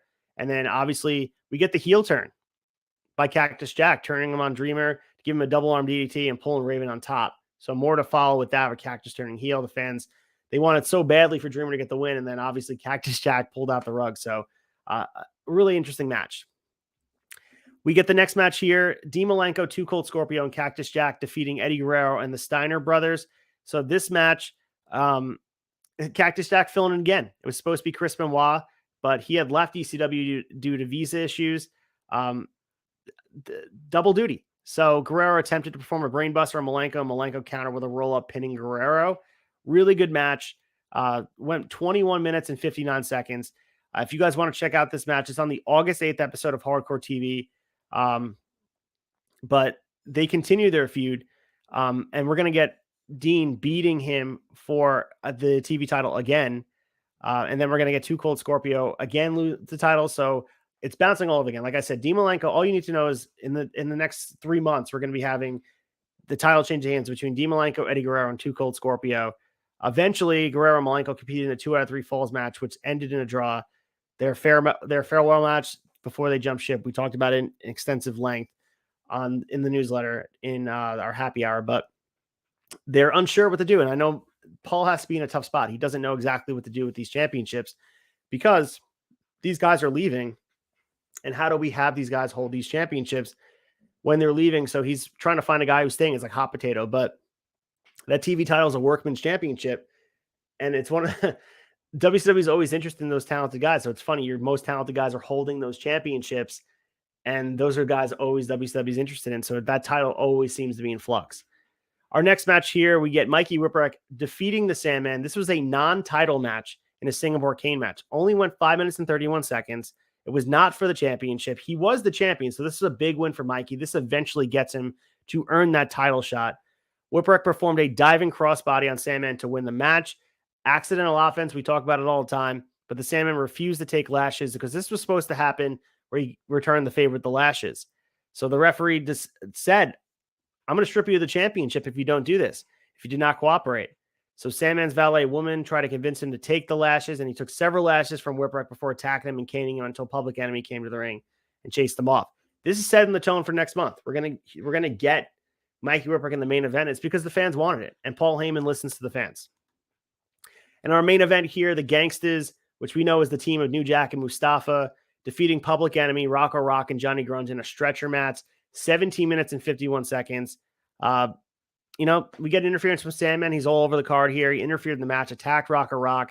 The Gangstas won the match. After the match, Mikey came out and started to cane the Sandman to get his comeuppance. He wanted to get those other cane shots in. So decent show, WrestlePalooza.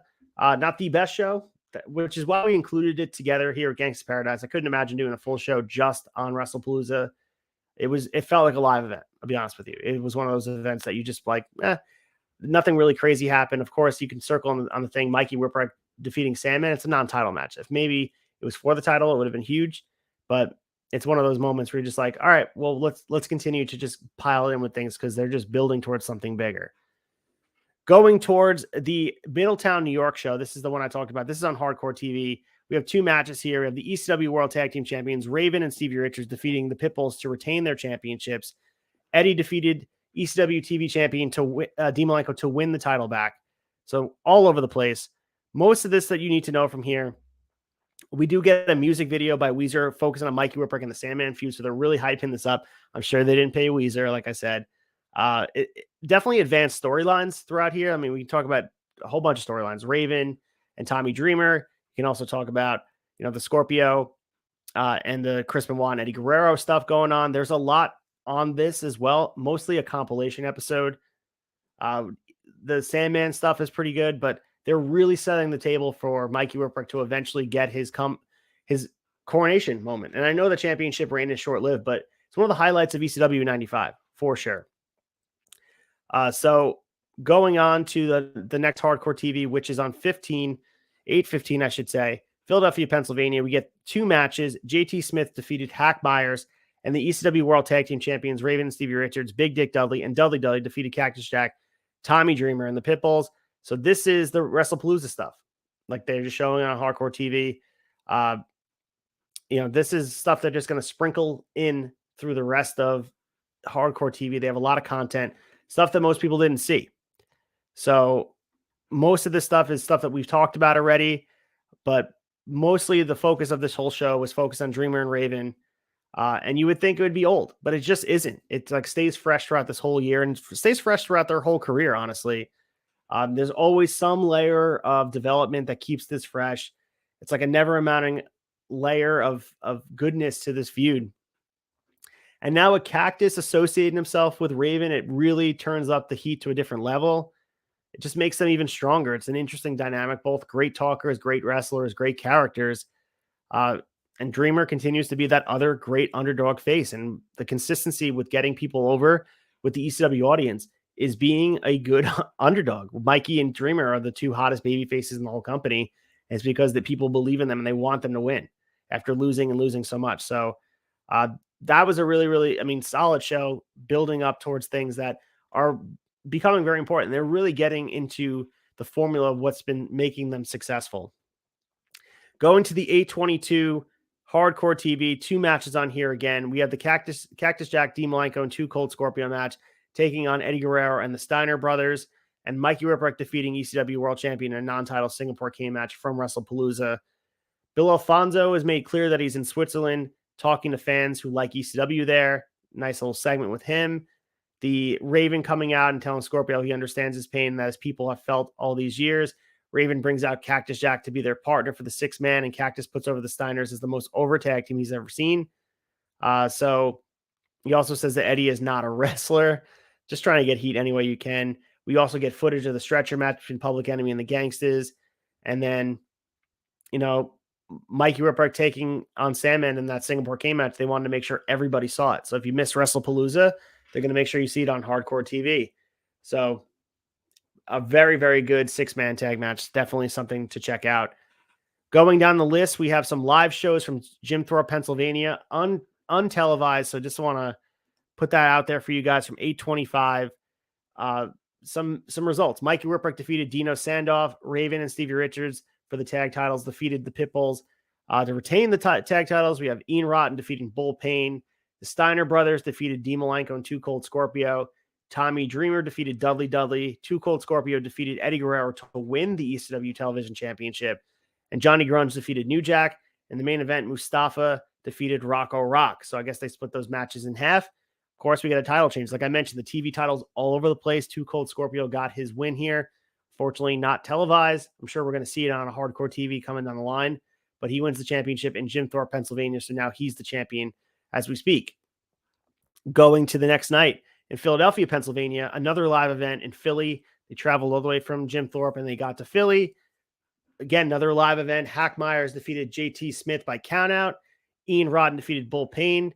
Raven and Stevie Richards defeated the Pitbulls to retain the tag titles. Tommy Dreamer defeated Dudley Dudley with Big Dick Dudley in his corner, 6 minutes and 44 seconds. We get the farewell match between Dean Malenko and Eddie Guerrero, ending in a draw in a best 2 out of 3 falls when 20 minutes and 11 seconds. We talked about it at length. It's one of those matches that you go out and see. It probably wasn't their best match in all their repertoire, but it's one of the matches that have the most emotion to it. And Meltzer mentioned it. It's probably because there's so much emotion in it that Eddie Guerrero and Dean Malenko had a hard time focusing. So the matches in between the first fall, Eddie pinned Dean. Dean defeated Eddie by the submission in the second fall, and then we got a double pin to end the match in 20 minutes and 11 seconds, as I mentioned. Beulah McGillicuddy defeated Francine. Stevie Richards was the special ref. The Steiners, with Taz in their corner, defeated Chris Benoit and 2 Cold Scorpio. And the Gangstas and Sandman defeated Mikey Whipwreck and the Public Enemy in the main event. Going to the next night in the main event, live event as well, on Hardcore TV. They eventually show it. Dean Malenko fought Eddie Guerrero to a draw. This is from the night before. So this is a video highlighting Dean Malenko's aired as it goes over his ECW career. Pretty much say goodbye to him. We hear from Eddie Guerrero on this episode, who thinks he's the better man, but isn't sure who has to prove himself. and a best 2 out of 3 falls. Joey Styles introduces the new TV champion, Too Cold, for an interview. Joey reminds Scorpio that Taz is looking for him, and Scorpio talks about the 3-time champion, says the TV championship is now his. He doesn't care about Taz, and he's going to set the tone that he's going to be a defending champion. So we also get the standing ovation with Guerrero and Malenko, and the fans are begging for them not to leave throughout the match, so that you guys can check it out. Hardcore TV 829 to check it out there. Worth checking out. Farewell match. This is where you need to check it out. It's pretty much the whole show dedicated to it. And Guerrero and Malenko leaving ECW does suck, but it's highlighted in great ways, and they do a good job of not trying to gloss over it. And a lot of times when someone leaves a territory, they don't want to pay homage to them, but ECW has such a different mindset, different progressiveness in Paul Heyman's approach to respecting the talent. That's why people love working there. But the next Hardcore TV, we had Hack Myers defeating JT Smith by countout, and ECW World Tag Team Champions Raven and Stevie defeat the Pitbulls to retain the titles. So we've got other angle updates. We get Bill Alfonso saying that Dangerously has been banned from ECW, and he wants to see 911 get Dangerously out of his mess. We see footage of undercard matches from Jim Thorpe, Pennsylvania. Sandman retained the ECW TV World Championship over Chad Austin. Mikey Whipwreck came out, attacked Sandman with a kendo stick, continuing that feud going on.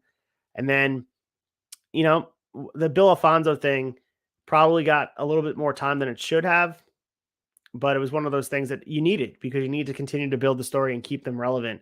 So the main thing to focus on here is Mikey being presented as a world champion contender. And we're eventually going to get the version of Mikey as the champion, which is a great moment. And like I said, it's not going to happen in this show, but we're definitely going to be talking about it very, very soon.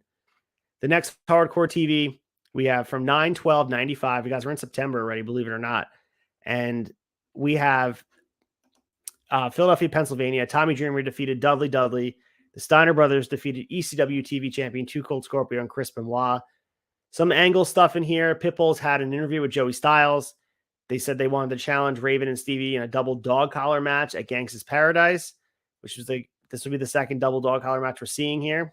Very serendipitous compared to Briscoe's and FTR, a lot of people's matches of the year in 2022. Cactus Jack cut a promo talking about Tommy Dreamer. He says the Dreamer is an ignorant person. He's selfish. Very heel-driven promo by Cactus Jack. Really good stuff. He loves Dreamer so much that he'll hit a DDT on the concrete floor at the ECW arena, and he wants Dreamer to answer his call. Good promo by Cactus here. We see the finish of Too Cold versus Eddie, where Scorpio won the TV championship on this Hardcore TV. So even though it wasn't televised, something they did show on TV. Then we get a Taz interview with Joey Styles, who is coming back to action, and Taz said he's going to kick Scorpio's ass coming after the TV title. And then we get Benoit and Scott Steiner kicking off the main event with Scott taking Benoit down to the canvas. It's awesome to see Scott Steiner and the Steiners in ECW. They really fit in really well here. Some good matches, decent program, highlights of the main event being enjoyable. So one of those things that go out of your way, check it out. I mean, you can also just read the results and enjoy the stuff there, but there's some good promos there to really build the full picture of what's happening in ECW. But that brings us to GANGSTA'S Paradise, and this is why we're here. So can really talk about that in depth here. So GANGSTA'S Paradise, as we talked about, ECW Arena, September 16th, 1995, ECW Arena. The current champs is followed. Sandman's still our champ despite losing to Mikey Whipwreck, and Mikey Whipwreck down his throat. He won it on 4/15/95. Our World Tag Team Champions are Raven and Stevie. They won it on 6/30/95. And like we mentioned, the World TV Champion is now Too Cold Scorpio. He won it back on 8/25/95. We'll see how long he can hold that TV title. And of course, Joey Styles opens the show. He introduces us. He's the voice of ECW. He got all the compliments in the newsletter. Dave Meltzer sung his praises, and rightfully so. You can really appreciate what he's doing here, especially a one-man job. He's on it by himself. He's able to, here I am. I'm doing the Joey Styles right now. So, it's not easy, but he's building really ECW soundtrack, and that can't be dismissed. He's able to provide soundtrack to really big moments and make them feel important. So we open up with Tony Stetson taking on Bullpain. So Tony Stetson clearly gets the win here. 8 minutes and 14 seconds. Low blows, not a great match. Bullpain, I think we only see him once, and this was it here. It's one of those things where weird choice for an opener from Paul Heyman. I understand they got to be somewhere on the card, so why not here? There was some, matches with weapons to open the cards on other cards. So this was one of them too. We get hockey sticks and tables and chair shots, suplexes on tables. Stetson hit Bull with a can of soda. He low blowed Bull and delivers a draping facebuster for the win. So, not a great opener, but set the tone. And Bellcaster was texting me before because he was going to come on the show. It just, like I said, I'll let him explain why he couldn't come on. But he was saying I think he said I just suffered through the show. So that some of the stuff on the show wasn't great. So, there's a lot to cover here and there's a lot of good stuff. And then we remember a lot of these guys with nostalgia glasses. But this one was one of those shows that was just a lot of junk, like it feels like they're building towards something bigger. Our next match here is Dudley and Dances with Dudley with Big Dick Dudley in their corner, defeating Chad Austin and Donnie Allen. Big Dick came out on crutches. So Joey Styles tells us he had something go on with a garbage truck, so didn't really clarify. But we do know that Snot Dudley's not there because he got into a car accident, and then Sign Guy Dudley's in the front row as well. This was a squash match. The Dudley's getting put over here. Chad Austin and Donnie Allen doing the bidding here. Dudley splashed Donnie for the win. It was 4 minutes and 12 seconds, a little bit longer for a squash match, but Dudleys are being showcased here. We get the resurgence, the reinforcements are here. Dances with Dudley is here to take the spot of Snot. I'm looking forward to seeing Devon and Bubba, but the Dudleys are going strong, even despite the fact that Snot had gotten hurt in that car accident. Hack Myers defeated JT Smith via DQ.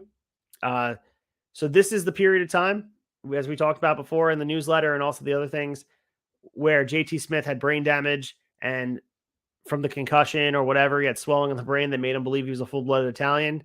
This sets the tone for that future gimmick, but for right now, it just seems like a weird aberration that's happening on the card at the same time. So Myers backdrops Smith, and then we had editing all of this match. So again, this is one of those matches. Blame Rob Feinstein for what's going on here. We only really got half the match. Myers awarded the match via DQ, 5 minutes and 1 second. So again, not a great match here. So moving to the next match, we get the debut of the Eliminators.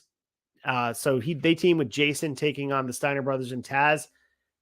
This is huge. The Eliminators is one of the more memorable tag teams in all of ECW. We talk about the Radicals in general, but Perry Saturn is part of that crew. He eventually builds a relationship with with Dean Malenko, Chris Benoit, and Eddie Guerrero to the point where they want him part of that quadruple package to get over to WWF. He's a huge essential part of that group and well deserved. This is his journey in ECW. This is how he started. So Saturn has long hair.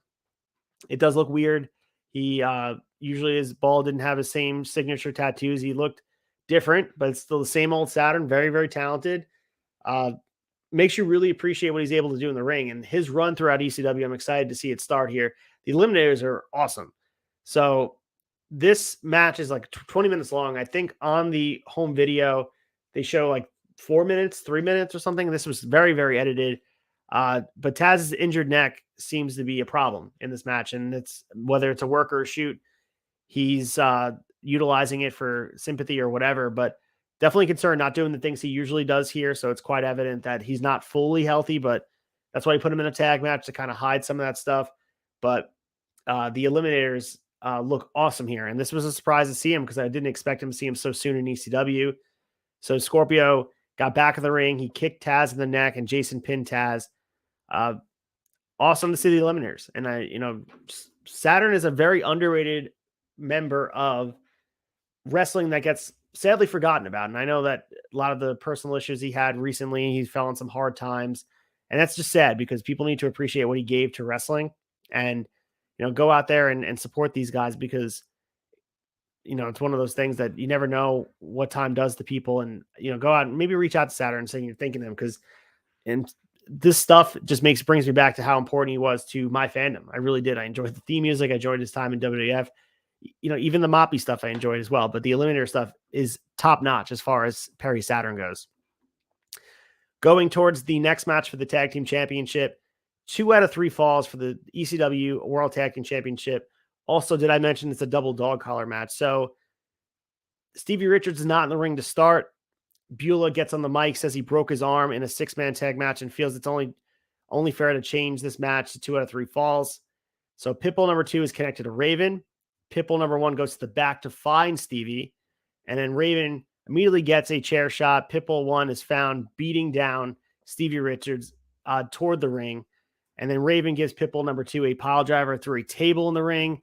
And that's for the first fall. That's after 2 minutes and 10 seconds. Immediately gets the fall. Seems like, wow, this is going to be a quick match. And then Raven helps out Stevie as they deliver a DDT on Pitbull number 1. Stevie kick almost gets the job done, but the Pitbulls get up. They deliver a super bomb to Stevie right through that table, which was an awesome spot. Pitbull number 2 covers him for the 3 count. That's at 4 minutes and 20 seconds. So now we're tied at 1-1. The next fall will be the final fall. Winner gets the tag titles. Pitbull number 1 is an absolute bloody mess. Stevie Richards was a bloody mess from the beginning. They're brawling in the front row, all of the fans, pretty chaotic. Pitbull number 2 brings him to the table into the ring. Raven then pushes him into the ref. And then the Dudley family comes out to get involved in this. They clearly have a huge part with the tag division. They both had stereo super bombs, which was crazy. The Pitbulls no-sell the whole thing and then deliver stereo double DDTs. Dudley, Dancing with Dudley, both then get super bombed by the Pitbulls. And Raven gets a super bomb. Super bombs for everybody. Crazy stuff. And then we get Tommy Dreamer coming out here as well. Commissioner Gordon. 9-1-1. So let me just go through the ending here. So we get Beulah baiting Francine into the ring for the cat fight, the spot of the match where everybody pops. Raven grabs Francine, hits her with a DDT. Pitbull number 2, EMTs they're concerned about him for all the blood he's losing. Dreamer then comes in to sub for him in street clothes, and then he knee drops Raven right in the crotch. He nails the DDT for the pinfall at 14:40. ECW fans were very satisfied. Of course, this is not part of the match. So Bill Alfonso comes out. He says the entire match, saying 2 out of 3 falls was never in the contract. Dreamer can't just hop in the match and take someone's place. Todd Gordon comes out, obviously, and wants to get involved. He gets in Alfonso's face before restarting the match. So Big Dick Dudley's on crutches. He chokeslams Dreamer anyway. Alfonso is yelling at Dreamer that he's never going to be able to pin Raven. And obviously someone said chokeslam, and here comes 9-1. He finally gets his hands on Fonzie. Huge moment here. He delivers the chokeslam on Bill Alfonso. Huge ECW chant breaks out. Pitbull number 2 returns. He hits a super bomb. Both Raven and Stevie Richards at the same time. And Todd Gordon counts the pinfall. 19 minutes and 46 seconds. Great ending. Chaotic nature of the match. It probably was so great in the time. One of those things where it's like, okay, tying up loose ends. There's a lot of things. The heels finally getting their revenge or their just comeuppance. They're just served desserts. Whatever you want to talk about. The good guys look like the best here, painted in a perfect light. They finally feel like they got what was coming to them. And that's the best part about it. It was the finale of what was a really, really good story. So new tag champs, man, we had such a long period of time, 2 minutes or 4 minutes between 2 falls. Then we got to wait another 15 for the 3rd fall, all that chaotic stuff. Perfect use of Bill Alfonso here. Great match. Much better than the last double dog collar match we have with the Pitbulls. This was a really good match. And we say goodbye to the tag team reign, which was a good one, a memorable one for Raven and Stevie. We finally have the Pitbulls are the new tag team champions. So great matches. Got the crowd really, really behind them. So next match here, we have Rey Mysterio taking on PSICOSIS. This is the ECW debut for both of these guys. So this is like the reinforcements for leaving with the fact Dave Malenko, Chris Benoit, Eddie Guerrero all left. This match was fire. Like anything. I mean, we all know exactly what Rey Mysterio and PSICOSIS can do in the ring. And this was exactly that. This was their first introduction to the ECW arena, and it was off to the races from there.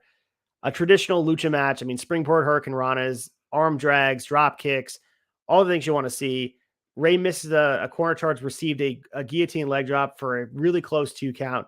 Rey misses we get a power bomb from PSICOSIS for a 2 count.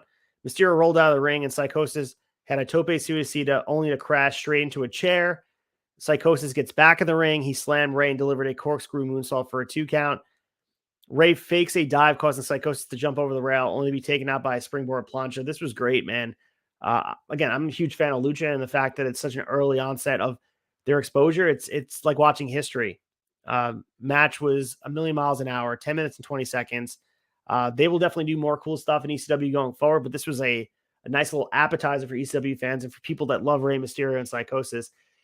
They are not the same as Chris Benoit, Dean Malenko, Eddie Guerrero, but they certainly are going to fill a huge hole that's being left behind. So, and eventually they'll both be stolen by WCW. But for now, the relationship with AAA is bearing some fruit. And this was a really, really good match and a memorable moment. I mean, Rey Mysterio, go on to watch what he's gone on to accomplish, and PSICOSIS, same with him.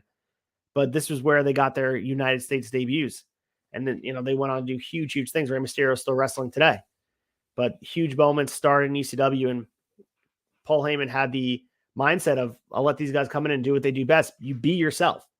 You don't have to fit a certain style. Do what you do best. What you would do in AAA, expose the people here in Philly to what you're doing in Mexico. And they did just that, and people popped for it, and they enjoyed it. It was the perfect length of time, too. 10 minutes, 20 seconds is the perfect length of time for a match like this. Like I said, it's a great introduction for fans to enjoy this. And it's one of those matches, if you're a Rey Mysterio super fan, you have to watch it. It's essential appointment television. We get a backstage segment between Public Enemy and the Gangstas in a shouting match. And next thing we know, goddamn, Steve Austin, pal. He's wearing a Hulk Hogan inspired shirt. It says Steve-a-mania, and he is mocking Hulk Hogan clearly. So he calls Joey Styles Mean Joey, and Steve Austin doing Hulk Hogan is surreal to see in Philadelphia. And he realizes how lame the shtick is by ripping off the yellow shirt and the bandana, and he walks out. So Steve Austin, if you notice, he's wearing the weightlifting belt. He's wearing long red pants. And this is the introduction we get of Steve Austin on our screens. And he really forms into the Stone Cold character on his short stint in ECW. And his feud with Mikey Whipwreck is memorable television. He's the perfect opponent for Mikey Whipwreck when he wins the championship. And this is coming straight off of him being unwanted in WCW. They didn't know what to do with him. They didn't see the stardom. And Paul Heyman, goddamn, pal, he sees Steve Austin and sees money signs, and he was right. So eventually Steve Austin, he has to go to greener pastures, and WWF scoops him up, and the rest is history. But I would say if you're telling the story of Steve Austin's career, you have to include the ECW stuff because it's where he was able to find himself and find his character. So although he wasn't Stone Cold Steve Austin here, he was able to really step outside the box and have the ability to think about wrestling without the limitations that WCW and making it fun. Like you could tell that Steve Austin was having fun doing the things he's doing in ECW, while WCW kind of robbed him of what was really the good part about wrestling. And I think that's evident here where it reinvigorates him that wrestling can be done differently in front of a crowd that's energetic and someone that believes in you. And clearly Paul Heyman has the ability to be a leader and to inspire people to show that he believes in them. And Steve Austin was another example of just coming in ECW, taking it by storm quickly and raising his stock to a point where he becomes undeniable elsewhere in WWF. And we're watching history. I mean, back to back, you had Rey Mysterio debut in ECW and then you get Steve Austin in a backstage segment. It's very, very awesome to watch. And this is, again, why we picked 1995 ECW. Moving on to the cage match here in the main event. Too Cold Scorpio, New Jack, and Sandman with Woman in the Corner taking on Public Enemy and Mikey Whipwreck. So Mikey, he's the star of the show here. I mean, we get the Scorpio subbing for Mustafa because of things going on in the back. So he no-showed the show, but they tried to make it look like there was stuff going on between Public Enemy that he wasn't able to wrestle. So they did their best here to tell the story, and they didn't just try to hit us with the false advertising. So this match goes pretty long, 15 minutes and 9 seconds. And there's some highlights here. New Jack came out wearing an Orioles jersey, and that popped me for some reason. I'm a big fan of the Baltimore Orioles jersey. It's one of the best jerseys in all of baseball. So Sandman gets on the corner of the cage until he falls onto Rocco. Scorpio and New Jack really targeted on Mikey and Grunge, and Rocco now seems that he's in total control. We get a Russian leg sweep from Sandman. Also, we get obviously blood from the beginning. New Jack and Johnny Grunge brawl outside the cage all over the ECW arena. They're not going to be limited to the cage like they were last month. They're going to be very much outside the cage. Sandman's going suplex crazy with the table. Grunge and New Jack go back inside the cage after getting more color out in the arena. Rocco Rock and Scorpio get on top of the cage and fall through a giant stack of tables. Sandman gets a triple team rocker plex, but he kicks out of 2 just when you think the match is over. You get the table spot. Mikey gets to the top of the cage, stands there. Crowd is really excited. Sandman sets him up in a position for the Super Franken Mikey. You think the match is over. He kicks out. Crowd pops huge. Can't believe it. Snuka splash from Mikey gets the 3 count right after. Very spot driven. Lack of psychology. Obviously, you could be very critical of this match because of the personalities, but they did the best of masking some of the weaknesses of the guys in here. You could look at a guy like, Sandman, even a guy like New Jack, the Public Enemy. They don't have the ability to be doing the things like we saw at Rey Mysterio and PSICOSIS, or the stuff we see with Dave Meltzer and Eddie Guerrero. Too Cold Scorpio provides a little bit of that, but he has to adapt his style. This was going to be a spot fest with weapons, and there's going to be a whole bunch of stuff going on that is just popping the audience with a lack of psychology, for lack of a better term. But time and place, context builds an understanding that this match is what people were looking for, and people were reacting. And it was one of those things where setting Mikey up for success in the coming months to be a main eventer was the goal of the match, and it accomplished the goal. And there's a lot of good personalities here, and New Jack got his first taste of not being with Mustafa here, and it might have been a happy accident. Mustafa no-showed, so he was kind of by himself to build his own personality and really did his own thing, focused on beating up Public Enemy on his own, and really got the crowd behind him by doing some crazy stuff. And the Frank and Mikey from top of the cage was really, really cool. And Mikey is one of those guys that we talked about before when they dedicated the hardcore TV to him. One of those guys that he's an underdog story, that he doesn't seem like the stereotypical pro wrestler that could be a world champion. But at the end of the day, ECW does its best when they have guys that are overcoming the odds and breaking stereotypes about what a pro wrestler would be. I mean, look at the world champion at this time, the Sandman. Like, he's playing a heel here, but the fans all understand that anywhere else he wouldn't be world champion, but he's their world champion. It's very, very similar to Nick Gage and GCW. It really is. It's a guy that doesn't fit into the mold of what a pro wrestler is. And Mikey Whipwreck was the perfect time and place at this moment to be lighting a fire under him and building some momentum and heating him up to a point where he was undeniable. They put the title on him. And, this is ECW at its finest. And if you love ECW, you love this. If you didn't like ECW, you're not going to like this either. But I had a really good time watching this match. It was the perfect main event for this show because it really sent the crowd home happy. And this, to me, this whole show, GANGSTA'S Paradise, is just it's what ECW is idealistically. Before they had the TNN deal, before they had pay-per-view, you can go down the list, but the important debuts, you talk about PSICOSIS, Rey Mysterio, Steve Austin. I mean, they're attempting to do different things because they have to with the absence of different guys on the roster. But you got to remember too, introducing guys, Lucha Libre and Luchadores, guys wrestling under masks, that style that is consistent with Mexico, wasn't seen in the United States. This was something that eventually WCW completely stole and will get credit for, but this was the first time it was happening here, and it wowed people to the point where they couldn't believe what they were watching. And Paul Heyman had the ability to go with the flow and understand that this may not be what everybody else is doing. It's not going to be the cookie cutter approach somebody else has, but I'm going to try it. And Steve Austin was here for such a short period of time, left people wanting more. We wonder what else he could have done with lack of restrictions in ECW, but you really don't want to rewrite history for what he was able to accomplish in his time in WWF. But there's some bad stuff on this card, as Mike and I were talking about off air. There's a lot of stuff you have to weed through, and ECW sometimes is best consumed in a compilation package or just picking and choosing matches, because when it's really good, it's really good. Like, some of the spots on this card was really, really good, but sometimes you got to weed through the bad stuff to get to the good stuff. And appropriately named GANGSTA'S Paradise with the GANGSTA'S in the main event. I'm sure that advertising no Mustafa was not what they wanted, but it was a happy, the fact that they had a different replacement in the show. It's just, it's great. I think Too Cold Scorpio really fit the mold and made the match better. I really do. The fact that Too Cold was in this match, as he's a guy that they have a lot of faith in that they wanted to put him there. And the fact that Too Cold was teaming up with it was a who's who of ECW 95. It really was. All right, so let's get to the chaser. We're going to talk about my favorite part about this show. And we're going to get into closing the tab, preparing us for the rest of the week. And guys, stay tuned, because right after this, we got the Culture Barrow Cito coming on. The tavern visits the tavern. If you didn't get enough 2 hours of Ace here, you have another hour after this. So fill in the Turnbuckle Tavern airwaves appropriately. But let's get to the chaser and talk about my favorite part about GANGSTA'S Paradise, WRESTLEPALOOZA, and all hardcore TV.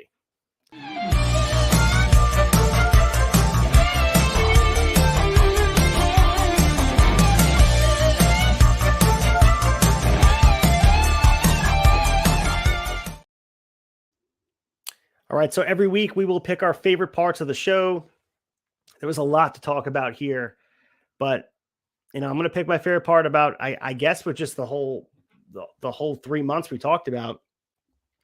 I have to go with the Guerrero Malenko stuff, saying goodbye to them, the farewell, just the way that the fans had appreciation 95 of what they were seeing, and it really set the tone about what wrestling could be in the United States. And I think what people were seeing in different countries, in Japan and Mexico, and the respect they have for the craft of pro wrestling, that was seen for the first time in the United States with guys like this. And, you can even talk about Dave Malenko. He had the reservations about coming over to wrestle in the United States because he didn't believe people would appreciate the style. And ECW was groundbreaking in that way. And you could see the influences that the fan base has, or the way the fans behaved and the way they respected and how influential they were on future product and future way things are booked. And so this ECW fan base is just as much as valuable as the wrestlers on the card. And yeah, there's bad eggs on all sides, but for the most part, those that were being respectful and appreciated what they were seeing, understood the history, created the moment. And they really understood, instead of being vindictive or spiteful that these guys were leaving, they understood that they were seeing something special. And for a short period of time, these guys were able to give their all. And maybe, just maybe, they were naive enough to think they were coming back. Maybe they thought 90 days later they would leave WCW and say, hey, they're coming back. But too often we see fans get so caught up in tribalism, or they get upset at fans at wrestlers, and they want to chant things and be negative towards them. Like, this was an example of how positive wrestling can be, and really real emotion. Yes, it's a work. Yes, it's all the things we talk about with pro wrestling, but these guys had real emotion in the ring, and you could see it between the hugs, the tears. The fans had tears in their eyes. The connection is like nothing else. And when wrestling's done right, you build that connection with the fan base, you build the connection with the roster, and that's witnessing something special. And we see that few and far between when we're watching pro wrestling. And fans play a huge part in that as well, when they are receptive to, hey, these guys are leaving, but we don't have to treat them in a bad way, where they probably would have done that in the past. So it's hard to deny how important this was to ECW and pro wrestling at large. And we talked about before, having ECW be the epicenter for a talent pool for both WWF and WCW fueled the Monday Night War. It really did. And unfortunately for ECW, they had to keep retooling. They had to keep finding that talent elsewhere. And like we said, a couple weeks after Dean left and Chris Benoit left and Eddie left, they replaced him with PSICOSIS and REY Mysterio, and the beat moved on. So eventually you have to find a way to replace the talent, but it becomes very, very frustrating to watch if you're a consistent ECW fan, when you see these guys you fall in love with and you build a relationship with, and they're just gone. So that's not what you really want. You don't want it to be a feeder system. That's not ideal. But for the most part, the legacy of ECW lives on with where all these guys continue to go. And you even talk about a guy like Chris Jericho, who's still wrestling today. He's done a lot of things in his career, but the spirit of ECW continues to live through someone like him. Too Cold Scorpio, who's now in GCW, even though he made his money in WWF and all over the place. His spirit of ECW lives on through him. So that's the way I look at it as well. And fans can be proud of everything they accomplished. Rey Mysterio, go down the list.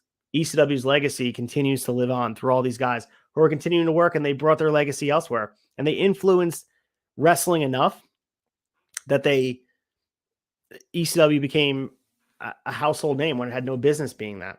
And that's, to me, that's beautiful. And watching Dean and Eddie Guerrero get their flowers truly was awesome. So let's close the tab. Let's get ready for next week. Again, another hour of the ace here. We got Osito, the culture bear, the interview I have with him. He's the guy here on the Northeast, most consistent with Warriors of Wrestling. He's wrestled Remarkable Wrestling. As you guys see my shirt, we're getting prepared for the show tomorrow. Sky's the limit. I'll be ring announcing Gabriel Sky versus Ken Broadway for the Remarkable Championship, crowning the first ever Riot champion. I'll tell you more about that when we close the tab, because the bar lights are coming on. We got to get out of here soon.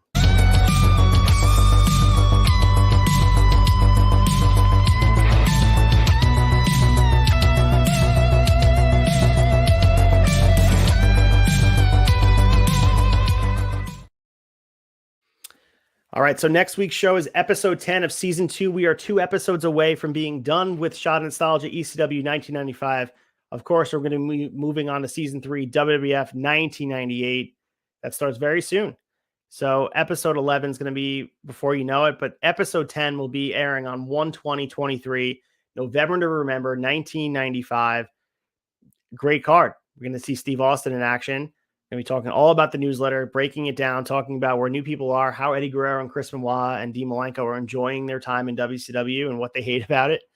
So a lot of stuff to break down here on the tavern for Shot Nostalgia, just to get some hype in for the rest of the week. Like I mentioned, in 10 minutes, we'll be going on a pre-recorded interview with my good friend Osito, the Culture Bear. He's going to be joining the tavern in a great interview. You guys can also catch the audio version. It's going to be dropping Saturday morning. It's going to drop in pair with this show as well. So if you guys are listening to this audio, just take a look at wherever you get your podcast, whether it be Apple or Spotify or wherever.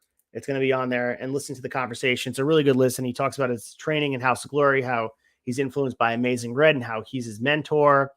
Great stuff. Osito's a guy to watch out for. One of those great young wrestlers that has a bright future. And I just appreciate him visiting the tavern. Other things here, obviously, Shot Nostalgia, you guys all love that. Check out the flagship that dropped yesterday. The Rowdown guys are live as I speak, as I'm filming this Thursday night. So I'm sure they dropped an awesome episode. So much going on. Obviously, we'll be live Monday night for Wrestling Tonight. We've had our third episode. It was supposed to be only 2 episodes, but we had an impromptu third episode when that news dropped with the Saudi Arabia potential deal, the rumors that were swirling, and what a fun night that was. And it's still all conjecture, and I'm not sure we're going to know the truth for a very long time. As we know, those sales take a really long time to be finalized because they are public and there's a lot of pieces that have to fall into place. So who knows if the information's correct, but all I know is on Wrestling Tonight, I had a great time with Chad, had a great time as a therapy session with everybody in the chat.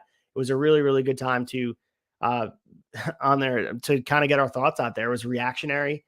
It did really well view-wise, but most importantly, it was wrestling fans just getting together and making the best of a shitty situation, even though it's hypothetical. At this point, we don't know if it's an actual fact, but the fact that it's even a thought or a conversation, that was enough for us to get all riled up and talk about what it means. And Wrestling Tonight is going to be Monday every week. We're hoping to make it a staple of your week to really get you primed. We're going to be talking about all things wrestling, not just AEW, not just WWE. We're going to be talking about Impact. We're going to be talking about New Japan, MLW, PWG, wherever you guys want. Whatever's important in wrestling, we're going to be putting it out there for you guys in a quick, digestible 1 hour, hopefully 1 hour 15, something like that, because that's, it takes a little bit for every wrestling fan to become aware of everything going on. There's a lot going on, as I know, as we talk about all the time. It's impossible for us to watch all of it, but we're going to do our best to set you up so you can pick and choose, like the old school TV guy, where you can pop through and the blue channel, if you will, that back in the day, if you guys remember channel 14 on the Northeast, where you could pick and choose what you want to watch and understand what is on TV and how to watch it. Because that's a lot of the problems. You don't know where to find the wrestling, but we're going to do that and find it for you. Mike Belcast will be joining me next week.